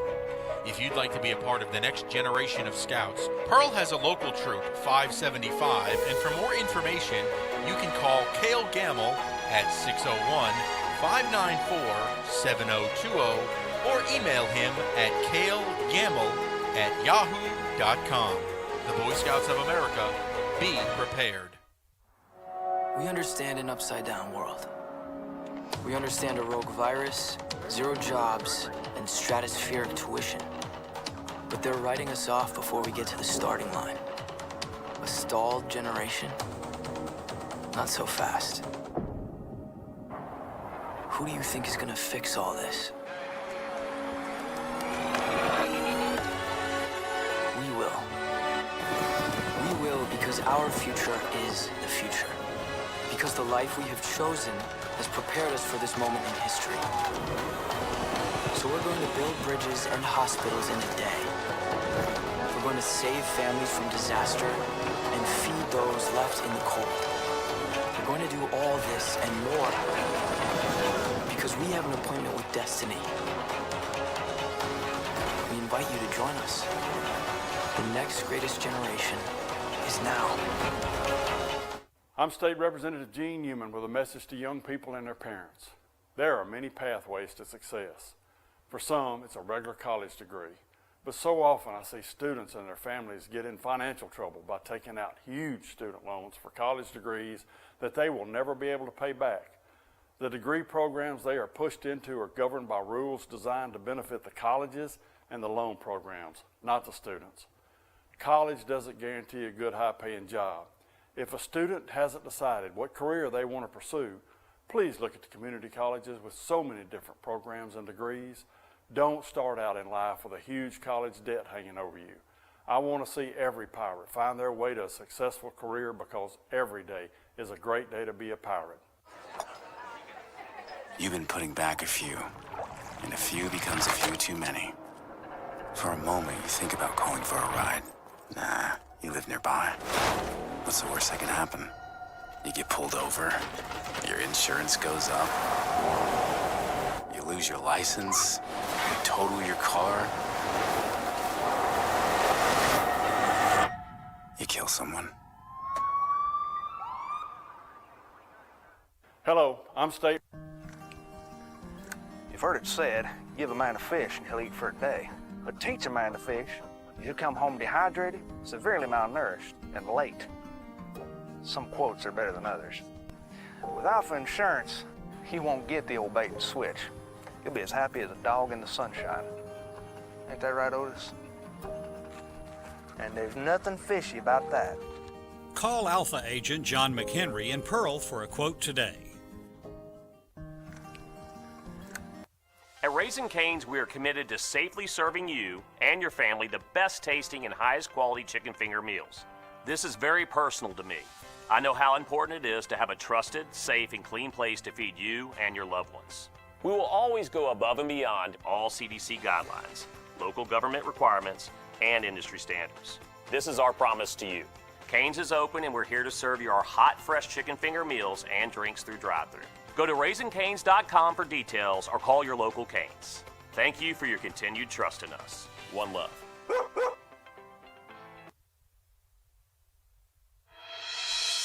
When you're ready to make a move in pirate country, contact Penny Pitts with Havard Real Estate Group in Pearl. Penny is a multi-million-dollar producer and loves to help her clients find the home of their dreams. If you are a first-time home buyer or ready to upsize or downsize, she is the agent for you. Penny is a Pearl High School graduate and an avid supporter of pirate athletics. Make your move with the home team. That's Penny Pitts, Havard Real Estate Group. From loans and mobile banking to CDs and checking accounts, River Trust Federal Credit Union has you covered. That's why you owe it to yourself to take advantage of the tremendous opportunity to open a savings and checking account at River Trust Federal Credit Union. River Trust offers lower interest rates on loans and higher interest rates on savings. We can get you started on the road to financial well-being. Let us help you take charge of your financial future today. Log on to our website at rivertrustfcu.com. River Trust Federal Credit Union, improving the financial success of our members. Think of the Pearl Pirates and one word comes to mind: pride. The pride they take in their efforts, the pride our community feels in their achievement. We're all pirate boosters, and that's especially true at Bank of Yazoo. Proud not only to be a partner in education with Pearl High School, but also to serve the Pearl community with great financial options. So when you're ready to boost your spirits, come feel the pride with the Pirates. And when you're ready to boost your bottom line, come down to Bank of Yazoo. Bank of Yazoo, proud to be your booster for life. Member FDIC. Hey, it's a beautiful day in Georgia blue.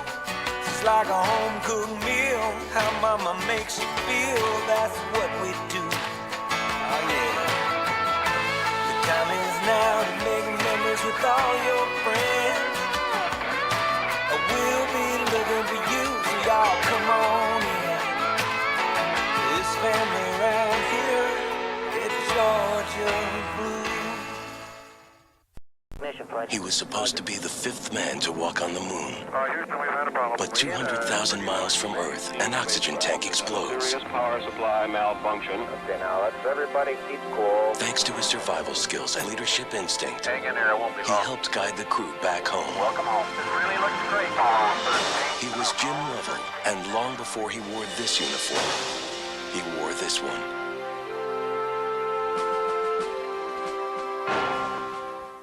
Jim Lovell, Mike Rowe, and Bill Gates. Just a few names known for success. All three also started their leadership path while serving in the Boy Scouts of America.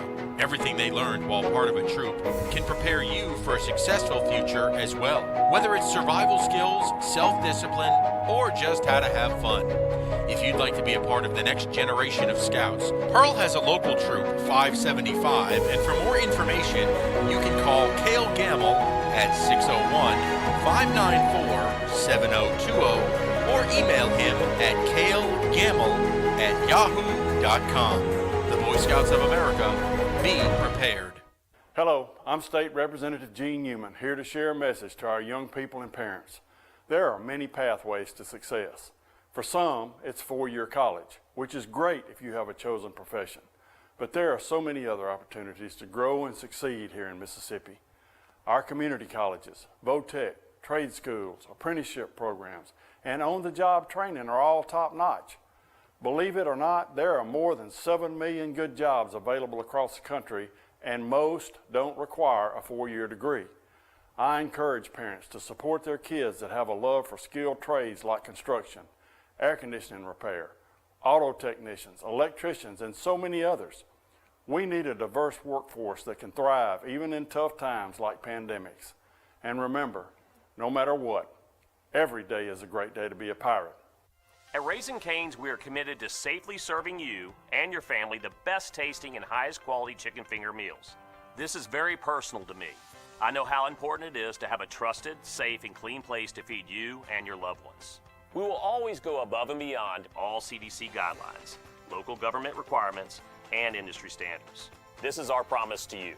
Cane's is open and we're here to serve you our hot, fresh chicken finger meals and drinks through drive-thru. Go to RaisingCanes.com for details or call your local Cane's. Thank you for your continued trust in us. One love.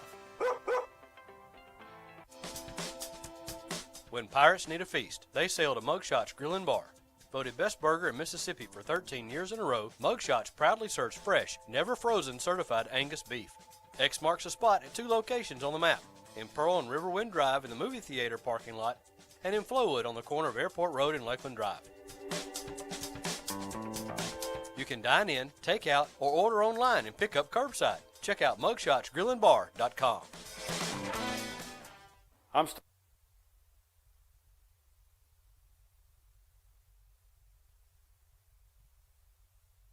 Half of the Rankin County Super Bowl. Greg Flynn, Bryant May, and the Professor Roy Harper here with you. 31-7 is our score. Pearl looking to get back into this ball game, Bryant. It's it's not too late. It's a very tall task, but you have to play a perfect half of football to get yourself back in it. And it's not an easy opponent to do it against either. Again, if you miss the first half, or maybe you hadn't clued into a whole lot of this 2021 season, Brandon's already won the district. They are 6-0 in district play. They beat everybody in the region. Pearl tonight playing for either a 3 or 4 seed, but Brandon has already clinched the 1, and they are showing why as they've been flexing their muscles here in the first half, both offensively and defensively. Well, the Shane Fletcher Farm Bureau insurance kick is in the air, and it is going to go out of bounds. So the penalty flag comes out, and Brandon is going to take over in good field position at the 35-yard line. Or they're going to make him re-kick it. Yeah, they're going to make him re-kick it. So well, they actually called an offsides. I hear that they're calling offsides on the kickoff before the kick out of bounds. So that you take the offsides call, back it up 5 yards, and you still have to kick again. Well, that's a blessing to us because hopefully now anything inside the 35 is gravy. So that may have been a fortunate penalty there. So this time the kick is away, and it's going to be taken in and dropped at the 19-yard line. But they're going to pitch it. They're going to wind up actually picking up an extra 3 yards on the play. So they'll take over out at the 38. And that's where Brandon and this very explosive offense that we saw in that first half, Bryant with, Mr. Blunt has been living up to his billing. Yeah, Nate Blunt has had a pretty good first half along with the rest of this Brandon offense. Nate Blunt so far 14 carries for 65 yards, but Landon Varnes, after this play, I'll tell you, update. Well, and Blunt's going to get a first play off of the first series as he's going to hand it off to Jarvis Durr, does Varnes, and he'll get it out to the 40. Yeah, Landon Varnes, the sophomore quarterback, 8 of 13, 166 yards, 2 touchdowns, and 1 pick in the first half. And there goes a handoff to Durr. Tristan Carpenter coming in from the linebacker position will take him down for a 2-yard gain out to the 42. So a huge play here to start the third quarter as it is 3rd down and 6 for the Dogs. Jarvis Durr, the second leading ball carrier for the Bulldogs, 8 carries for 44 yards, 5.5 yards a pop.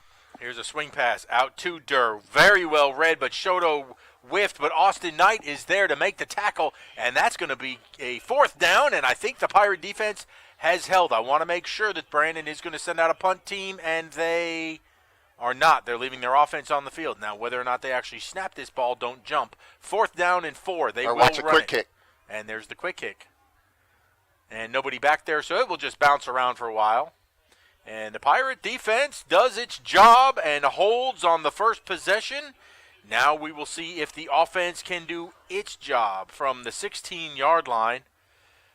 A difficult first half, to say the least, for this Pirate offense in the first half. Jamari Thompson, 10 carries for only 35 yards, 3.5 yards a carry.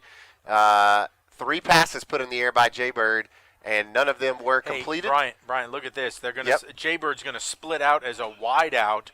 Jamari is the quarterback. So watch for maybe a little trickeration. Let's see what transpires out of this. Jamari, he's going to run it to the left side.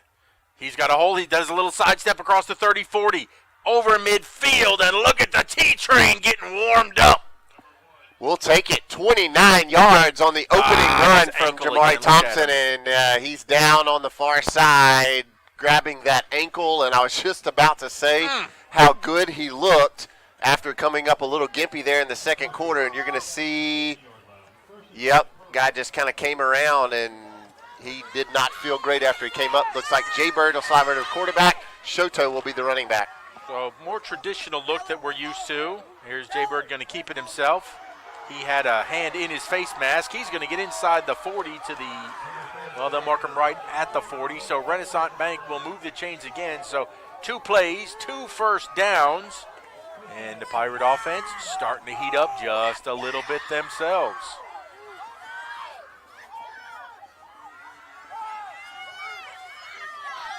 Bird giving it to Shoto. He's not going to find any running room, and he's going to be thrown for a loss. Looks like they will put him back to the 42-yard line. Shoto trying to run there all the way around the left side, and you see the speed of that Brandon defense just closing in on Jacobian Shoto, and he had 2 dogs staring him in the face with nowhere to go, and he'll lose about 1.5 yards on that first down carry. So Jay-Bird staying in at quarterback now. Appears to be healthy and back in the saddle this second half. Now he's looking for some room. He's got some room. Weaving his way inside the 40. He's going to step out of bounds. Looks like they're going to put him at the 35. So a nice gain. Make it a manageable 3rd down now. Big block that time by Logan Kane, the halfback, and Cody Arms, the wideout, to open up holes there on the outside and let Jay-Bird use his speed. 3rd down and 4. Pearl Pool. Very manageable this time. Clearly, I would say we're in 4-down territory. Let's hope we can pick it up here on 3rd down.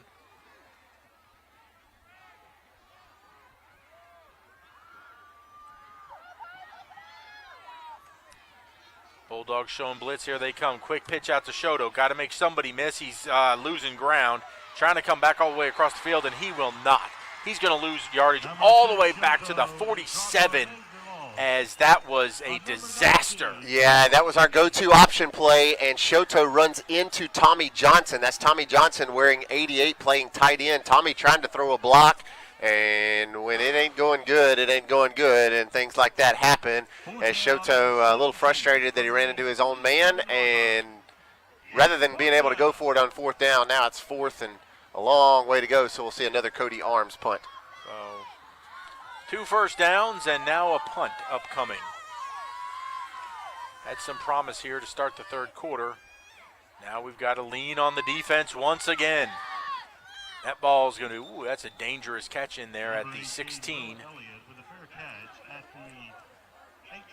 30 yards. So we have the Cody Arms punt. We have the professor back. Roy, what's the feel like down there as we start the second half?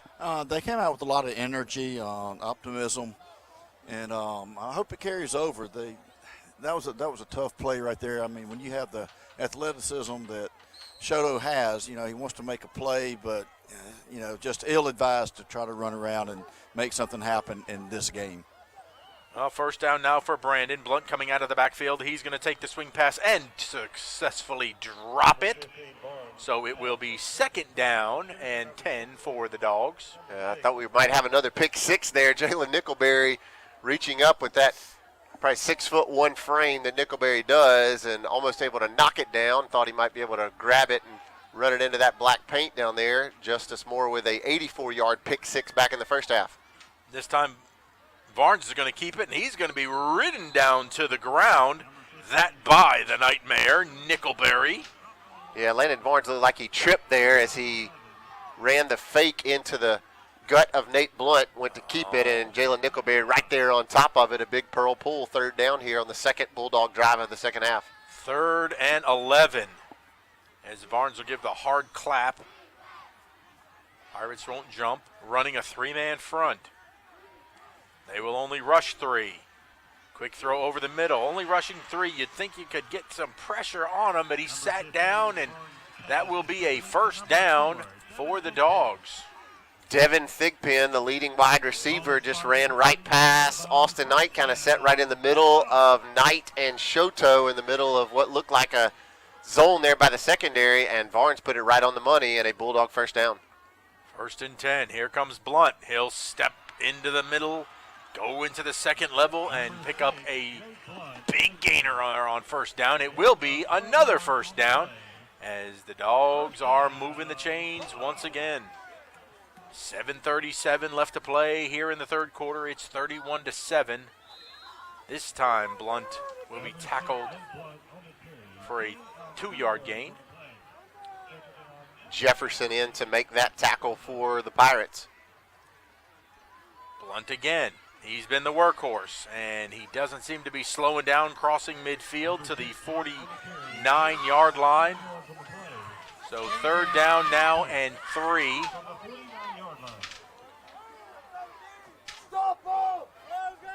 As Blunt, much like Jamari, just wants to keep getting the ball. Now they're going to throw, and it's wide open. That time they sucked our secondary up, and we're going to pull down Miller in the back, deep in our secondary at the 12-yard line. Yeah, and Brandon just set that one up as back-to-back runs by Nate Blunt, and then you got man-to-man coverage on the outside to Lester Miller with Justice Moore, and Barnes put it right where you had to, and we had loaded up the box, and it was one-on-one, and Miller won that battle.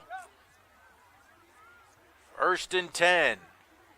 Here comes Durr into the secondary, into the end zone for a touchdown.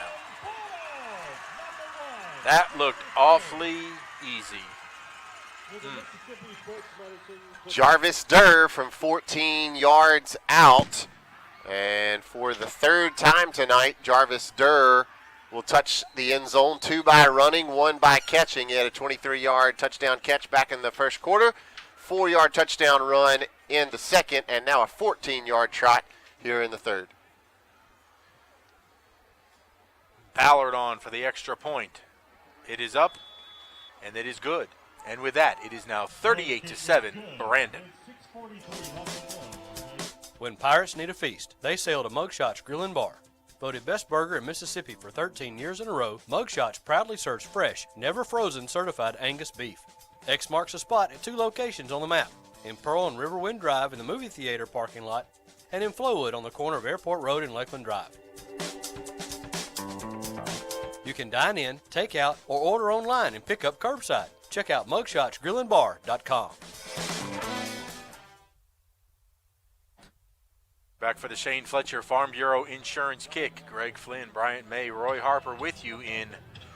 Well, it's been a rough one so far. It's 38-7 with 6:43 left to play here in the 3rd quarter. Pearl going to get the football back as can't quite see. Justice. That ball's going to be taken in by Justice and thrown down on the ground at the 14-yard line. See if we will see a healthy or even hobbled Jamari Thompson try to take the field. Again, Jamari went down with what looked like an ankle injury. I do not see him. I can't quite see our huddle yet. Yep, Jamari is not in that huddle. Looks like Shoto will be your running back. Arms and Spires your wideouts, and Jay-Bird the quarterback. All right, Logan Kane will be the H-back. We'll see what we can do this time. Jaybird looking to throw. He will throw out quickly into the flat. That ball is going to be incomplete as he was looking for Spires over there. Ball just a little bit high from Jaybird, and even Alex Spires, probably the tallest of our wideouts. He's got a little hop on him, unable to climb the ladder to get that one, and that'll set up 2nd and 10. Now Shoto comes out. Ken Mangum going to check in. Ken will settle off of Jaybird's right hip. He will watch Jaybird keep the football. Jaybird spins down over the 15 to the 17. So it'll be a Pearl Pool, 3rd down and 7. Just got to let the defense get a rest, get a first down, you know. I mean, we were very fortunate the last possession to get 2 first downs. You just got to sustain a drive here. Let that defense catch their breath. Jaybird back to pass. Looking, throwing it out to his left, and that ball incomplete. Looking for Spires, and the Pirates are going to go 3 and out, and Cody Arms will come on to boot it away. Yeah, that one was a long way to throw it as we were here on the near hash marks, and Alex Spires was standing about a step from out of bounds. Jaybird was throwing it some 30 yards to only pick up about 8. Alex still would have been short of the sticks. Not sure he would have been able to make it. And so, again, we'll see Cody Arms. And, again, the Bulldogs are going to get really great field position, already leading by 31. Cody standing inside the 5. Good snap. No real rush to speak of. Cody gets a good kick away. He's going to take a Pearl hop right around that midfield stripe, and it will land just in Brandon territory. So the Dogs will take it over at their 49. 35 yards on the roll after the boot by Cody Arms. Look at a few scores happening around the state. Madison Central all over the Oxford Chargers tonight, 34-0 in the 3rd quarter. Oak Grove leads Northwest Rankin 30-18 at the half. Starkville over Grenada 14-0. And one that may matter to us, Ocean Springs 28, Harrison Central 7. Change at quarterback for the Bulldogs as Garrison Davis will take over. He is a true freshman here. And, well, he's going to probably want to wish that he took this one back because he got that out to his wideout, Devin Thigpen, and he was swallowed up immediately. Yeah, that's one of those where you would have been better off just dropping that one on the turf as Shoto and Austin Knight right on top of Thigpen as soon as he caught it. Well, the freshman now at quarterback, 2nd down and 11. He'll keep the football. They made a nice move, and look at him. Oh, and he got tripped up by the turf monster inside the 45 to the 43-yard line. So the Pirates will have a chance to get off the field again, but it is a 3rd down and 3. Make it 2, actually.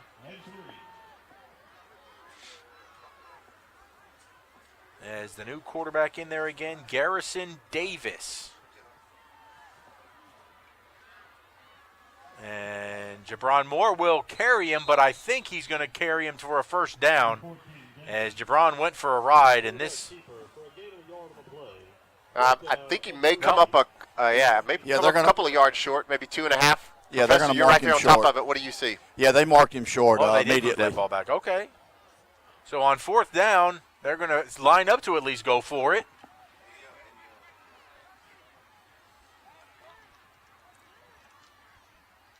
Davis will go for it. And a quick throw here to the near side, and that is going to be a 1st down. Goodness gracious, as Lester Miller makes that catch from the freshman for a 1st down. Sam Williams realizing that the game is well in his favor, playing a freshman quarterback now. As they get ready for the playoffs next week, Sam going a little deep, saving his quarterback Varnes for the postseason now. He's gotten his work done, and he wants to get this freshman some experience, I would imagine. Absolutely, and I think in some ways there's going to be a same decision being made on the sidelines there for the Pirates with Jamari Thompson a little gimpy. Do you send it back out there in a game that's already decided, or do you just sit on it and wait for next week at the playoffs? I'm going with the latter if I am Coach Hunter. Well, here's a quick throw and a quick tackle here on the near side. Good job there by Kai Jefferson, Cobra Kai as we like to call him, will take down Thigpen for a minimal gain. Tell you what, Garrison Davis, the freshman, has looked good here in this first series. He looks quite confident stepping onto a 6A field as only a 9th grader. Then he'll throw it up, and that ball nearly intercepted by the Hawk, DJ Hudson. Wow, DJ Hudson, I thought he had him one. Would have been the second pick of the game for the Pirates, and the second pick inside the red zone. Yep. Now that's incomplete. Why is the clock still rolling? Are we running the clock here in the second half? Did they agree on that? I have not heard of an agreement on that, but Roy, are they supposed to have a rolling clock? I that's the first I've noticed of that. I guess. Yeah. I guess they are. I don't know. Well, either way, here he goes back to pass. There goes that freshman sidestepping people, and he will sling down short of the first down there at the 21. So that will be a turnover on downs, and the Pirates will take over, and the clock continues to move. Good stop there by the Pirate defense, and I'm with you, Greg. I think there must have been some kind of agreement. Well, the referee going to blow the whistle now. He's trying to stop it, but the clock's still running. He signaled for it to stop, but the clock's still running.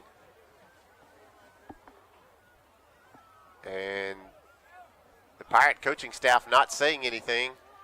So, again, this may be an agreed-upon decision. I don't know. We'll have to wait and find out. A running clock in the third quarter of Pearl Brandon.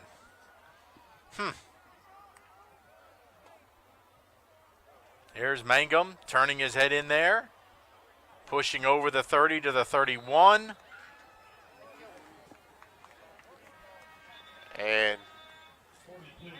And that'll be the end of the third quarter. Pirates on the short end of this one thus far, 38-7.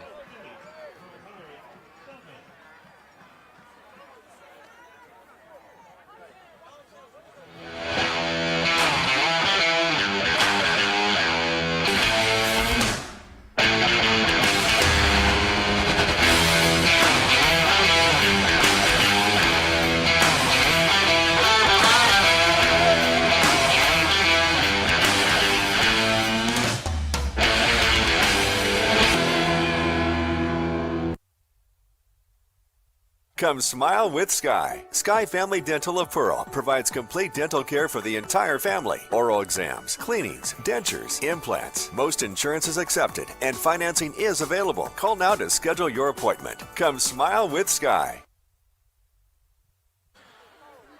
We are back for the fourth quarter. Greg Flynn, Brian May, and the Professor Roy Harper here with you. Pearl down 38-7. Roy, anything on that moving clock? The coaches I've talked to so far said they weren't aware of it, but they clarify by saying, well, we're on the defensive side, so you'd have to talk to offense. Wow. Okay. Well, we've had a moving clock that entire last two series for Brandon and for Pearl, so very interesting. Jay Bird's going to keep it, and he's going to get into the second level, cross the 40, almost to midfield. So it will be a first down for the Pirates. I'm not sure about the running clock because it didn't run. Now it's running at the end of the play. So we shall see if they run it correctly here in the fourth quarter. They certainly didn't run it if it was supposed to be stopped in the end of the third. More importantly, we just want to see the Pirates put together a nice drive here. Get some kind of confidence going, as the offense has been blank to this point. The only score of the game was a interception return for a touchdown by Justice Moore, so the offense has really just kind of spun its wheels tonight. Again, Jamari Thompson went out on the first drive here of the second half. A little gimpy on the ankle, and have not seen him again and doubt that we will with the playoffs coming next week. Roy, does it look like he's done for the evening? No, I'm sorry, guys. You were breaking up on me. What was that? Sorry. Yeah. Does it look like Jamari is indeed done for the evening? Yeah, I believe so.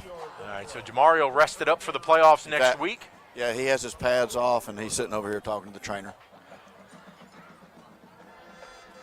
So We'll keep an eye. I don't know that once we get that Warren Central score, the Warren Central Meridian game will determine where the Pirates go next week.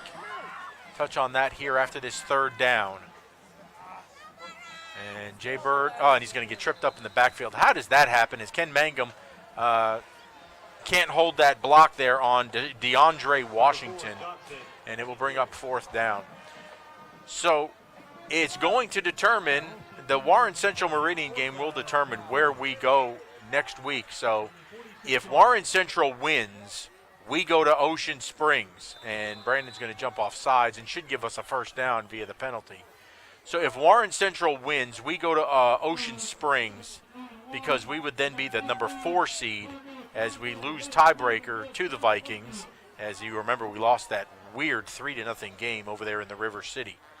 If Warren Central loses to Meridian, Meridian gets in the playoffs, they are the 4 seed, and we go to D'Iberville, and Meridian would go to Ocean Springs. So we will have to await the outcome of that one, as this outcome unfortunately seems like it is inevitable. Oh, and Jaybird just dropped the ball. Jaybird just dropped the ball, and Brandon picked it up. Did it just fall out of his hand, or? Yeah, he was looking downfield. He started rolling to his and it left. just popped out. And he was kind of, pumping the ball, and he just lost the grip on it. And out it comes, and that's the second time that Brandon is just going to kind of saunter over and pick up a football. You remember earlier it was same thing happened when Jaybird pitched it out to Jamari. Yeah, for the third time tonight, the Pirate offense will put the ball on the turf. And Brandon with a sizable lead here, 8:45 remaining, and the clock's still running. They will stop it on the timeout finally. We'll step aside. 38-7, your score. When something works this well, Paying bills? This site is so comprehensive. I do all my banking online. More time for coffee. you want to get others excited about it too. Yes, honey. They're very conscientious, and they're about helping us map out a plan for our future. It's nice to know we make a It was difference. so easy. They had lots of creative ways to help me afford the loan for the cutest car I've wanted And for that a so great long. bank is a really important thing to have. Comprehensive, conscientious, creative, community bank like no other bank you know.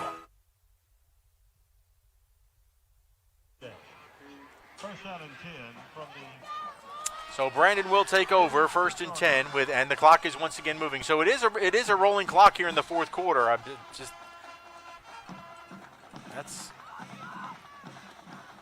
know it's a big score, and I know that we both have playoffs next week, but that's it. I don't know. Is that odd to you to have a running clock in your rivalry game? I do not remember that happening in a Brandon Pearl game, and I've been watching a lot of them for a long time. I do remember a thumping that happened at Ray Rogers Stadium when a guy by the name of Gardner Minshew was quarterback at Brandon. He's now playing in the NFL. That was a tough one, but I don't even remember the clock running in that one. Well, here's a handoff, and a Good nice job, tackle Jeremy Jackson. By Meatball coming in and saying hi, how do you do, to Jahare Buckhalter, a freshman. So Sam Williams is really using a lot of his young players now. Yeah, saving some of his starters, obviously, for their first round of the playoff next week, as they'll host here at Brandon Stadium. But Jeremy Jackson greeting the freshmen here in the Eat Dirt rivalry. So Brandon going with its backups. Pearl sticking in there with our number 1 defense as Shoto comes in to lay the lumber to help Austin Knight, but not until they pick up a first down, as our first team defense still trying to find its way out there. Owen Wolf, the senior wide receiver, making the catch there for Brandon and taking a little punishment afterwards from Jaquavian Shoto. I don't know if they're still tuned in, but a lot of folks from all over the country watching this ball game tonight. A lot of the Pirate faithful, Pirate alumni tuning in. We thank you for. I know it's certainly not the score that you want to see, but we appreciate being able to bring this to you all over the country, no matter where you are. Great Pirate faithful out there.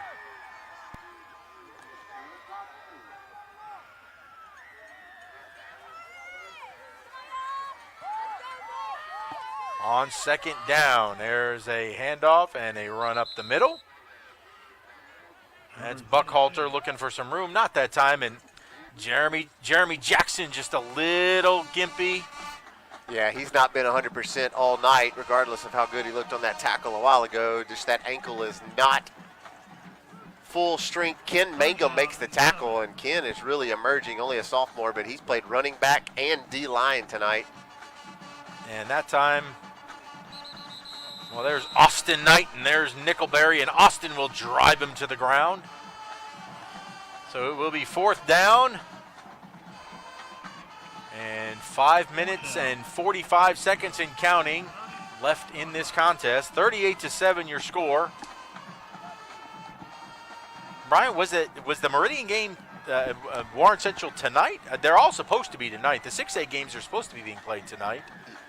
Yeah, I'm unable to find a score on that one so far, but I've been looking, and we'll see if we can get an update, as that one will matter on where the Pirates will travel to next week. And an unbelievable throw as that freshman will complete that pass, and they're going to get a first down at the 16-yard line.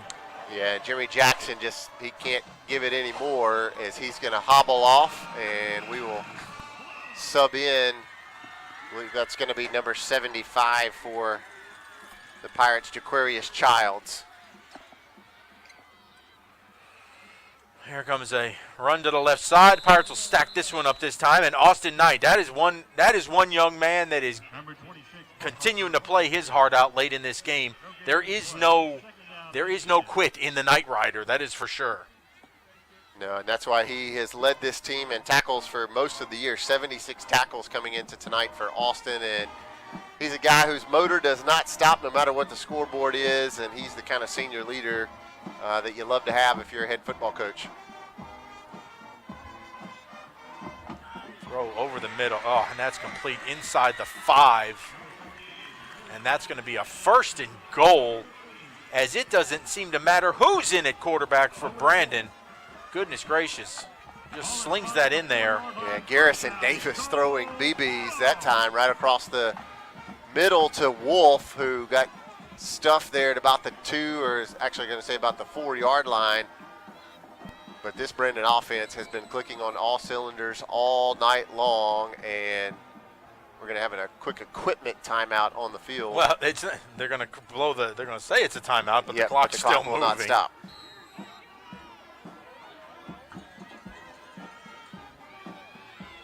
So 3:30 left to play.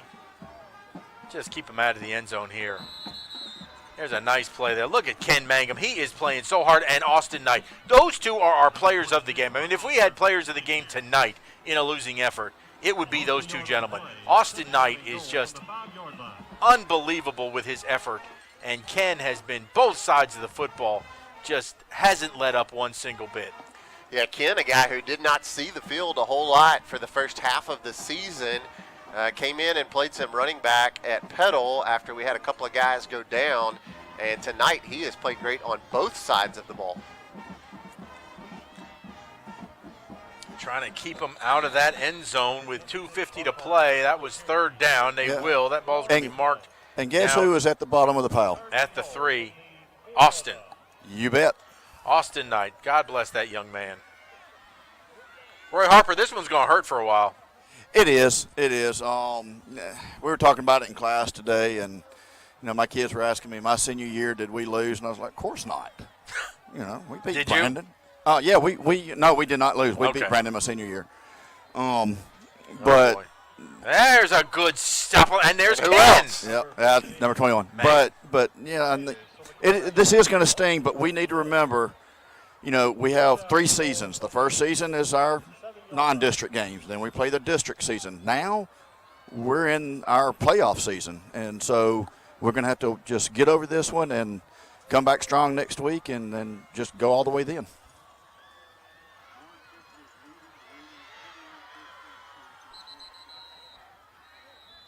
So Davis will drive it.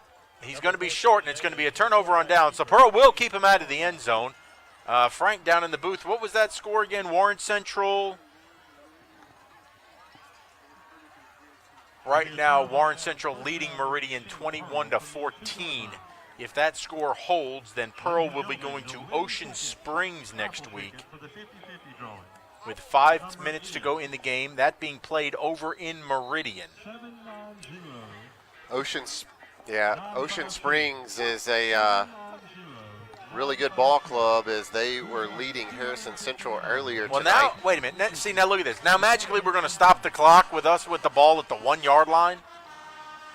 I don't understand. I'm confused. Here comes Jay Bird. Maybe it's because I'll change the possession. I don't know. And we're going to get caught for a safety. Are we? Did he get out? Oh, thank goodness. Yeah, he got out of the He end just got out of the end zone. Oh, I thought that was a safety. And on that carry, Roy, who was on that call? 34, is that right? That's right. T.J. McKenzie in the backfield. T.J. It's hard to see from this far up. Jay Bird going to throw the ball outside, and he just has been unable to get on the same page with Spires tonight. And the clock now moving under 50 seconds. Oof.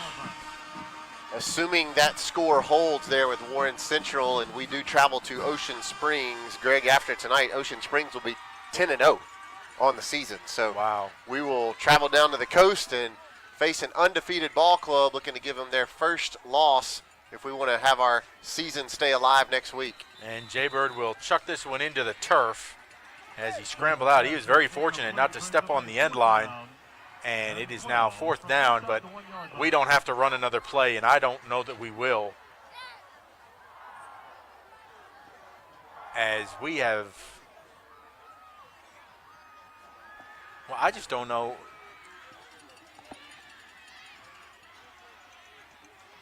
As it is 5, 4, 3, 2, and that's going to do it.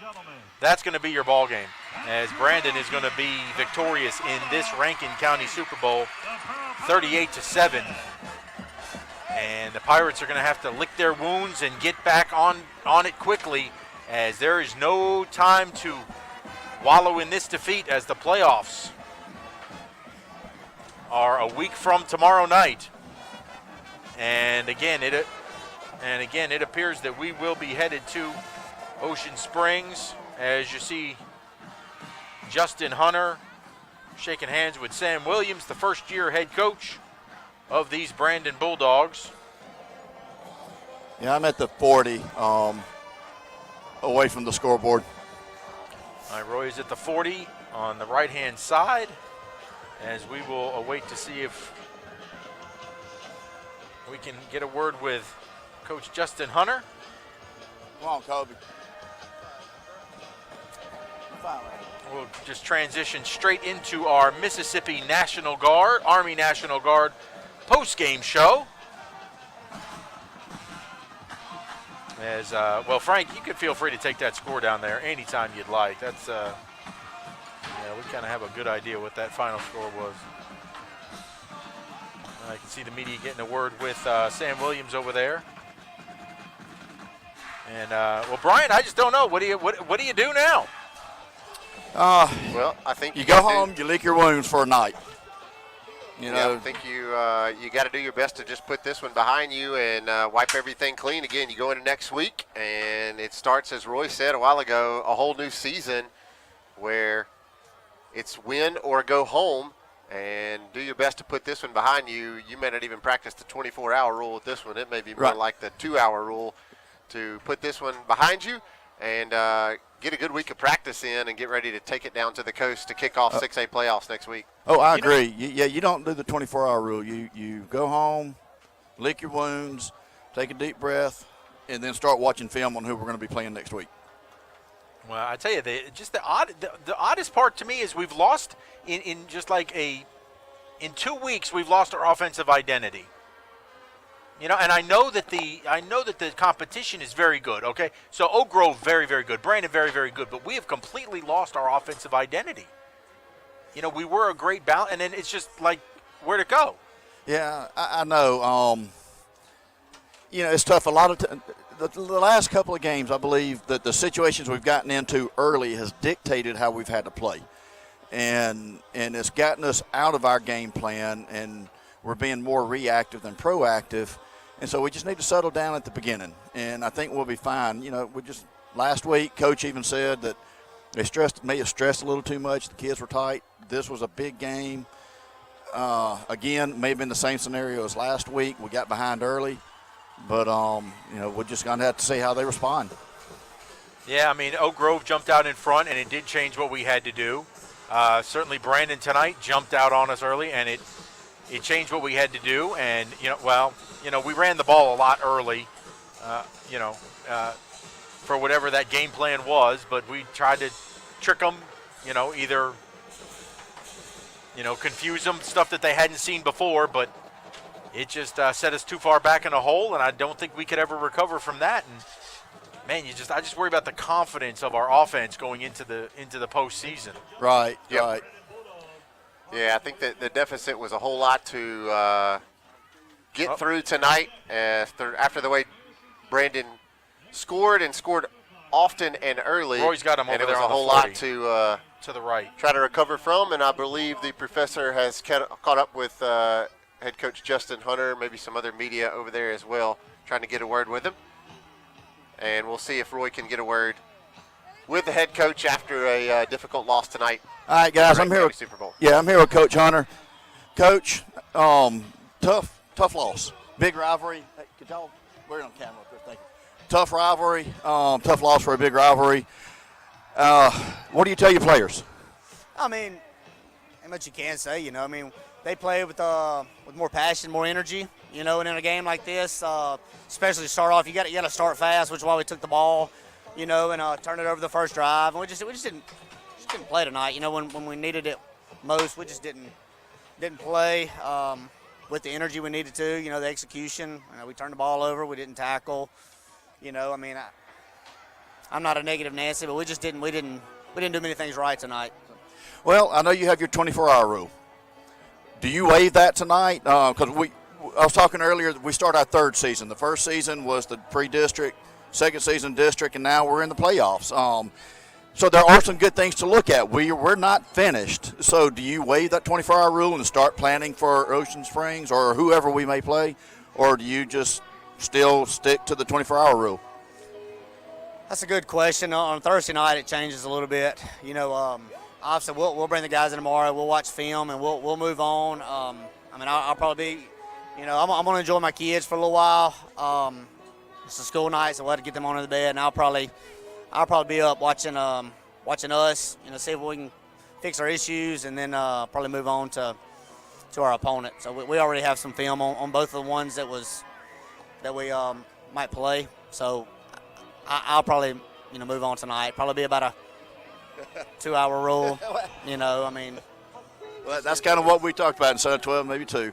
Warren Central. How are we on injuries? I know that Jamari, I think, had a shoulder injury or something. Yeah, we got a couple of shoulders tonight. Could be anything from a AC sprain to a dislocated. Trainer said he wasn't sure, so obviously just knowing he's in pain, I was like, hey, that's fine. Just keep him over there. We don't want to play any kid that's hurting. And he was hurting. He's a tough kid. Yeah. He's our bell cow, and he was hurting. You could tell he was hurting. When I went and checked on him, he was hurting. So, we're not ever going to risk a kid's safety, no matter what. So, well, Coach, I know this loss hurts. It's not the end of the world. Just to let you know, we're proud of y'all. Keep it up. Appreciate it. All right, guys. All right, Roy. Well, hope your migraine's better. Mine got worse watching that. Do what? I'm sorry? I hope your migraine got better. Well, yeah, thankfully for the medicine, it did get better. But, I feel so bad for these kids. They came out fired up. We just got behind early, and that changed our game plan, changed what we had to do. And we were trying to keep their high-powered, fast-paced offense off the field by running the ball, some clock management, and it just didn't work tonight. And, I feel bad for Coach Hunter. And I also don't envy him for having to go talk to his players and try to keep them up and get them ready for a playoff game. It's really hard coming off of a big rivalry loss, going right into the playoffs, and I don't envy him at all. Boy, but the big news really, Roy, down there is, my goodness, what if we don't have Jamari? If it's any kind of significant shoulder injury, my goodness, where do we go? Oh, I agree. I don't think it's going to be anything significant. I'm not a doctor. I don't know, but I believe that the only way to keep him off the field Friday night is to amputate. And no, we hope that's not necessary. Right. But I'm just saying, no, he has played, and you mentioned earlier about people maybe don't understand how much he has gone through this year. He's probably going to have surgery as soon as our season's over. He's been putting it off all year so he can play this season. And his injury, I know what it feels like. I've had it. I've had the surgery that he's going to have, and it hurts every second of every minute of every day. And for him to do what he has done this year is just unbelievable to me. Well, Roy, safe travels back. We'll sit in traffic for a little while down there on Highway 18, but get somewhere so you can warm up just a little bit. All right, guys. Y'all enjoy. All right. Well, Brian, it is it's a tall task in front of us. You know, certainly we get to start fresh. Again, this is another one of those, you start with a record of 0-0 as we will head to Ocean Springs next week, as Meridian has lost to Warren Central. So Warren Central will be going to d'Iberville, and we will be going to Ocean Springs, but we're 0-0. That's right. It all starts in a different way, and I remember a state championship team a few years ago that started really, really bumpy, but they got hot at the right time, did what they had to do in the playoffs, and you start stringing together some wins in the playoffs, and you never know that where that could take you. And so, I mean, that's about the only way that you can look at this one. You don't want to look back and see a whole lot. Let's just look ahead and try to find some things to fix and ways to continue to move forward and find some of that momentum we carried midseason. We're too good. We're too good. I mean, our defense has been stellar all year long. That, for whatever reason, that wasn't our defense out there tonight. You know? Yeah, I think we got punched in the mouth early. That fumble there on the first drive, as Coach Hunter said, we came out aggressive. We won the toss, said, hey, let's take the ball. Let's go put 7 on the board. And the moment that we fumble in our own territory and they put 7 on the board, and then you blinked and it was 21-28-0. And we never could get up from that. And, again, these are 15, 16, 17, 18-year-old kids. Tough. And their emotions can be a whole lot to deal with. And that's why you heard Roy Harper say that he doesn't envy Coach Hunter and that whole staff trying to get those guys up, whether it's halftime or after the game. It's going to sting for a little while, but you got to help them get it behind them. Life's about failure recovery, and tonight was a failure, but we've got a chance to recover and make do next week. It's how you respond. It's how you bounce back from adversity that matters, and these Pirates are tough, and we have no doubt that they are going to respond in a big way as we head down to play some Greyhounds in Ocean Springs on the Gulf Coast next week. Well, that's going to do it for us here at Brandon High School.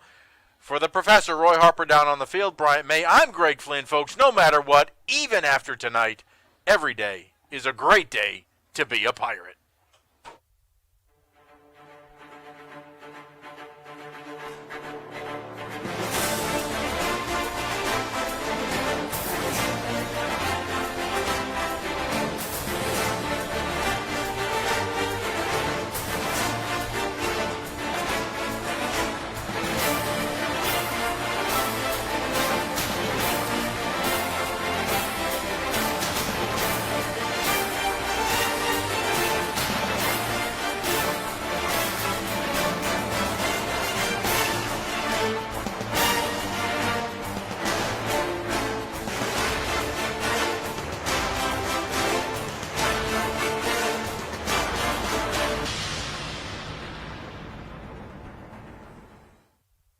Thank you for watching PMB Sports.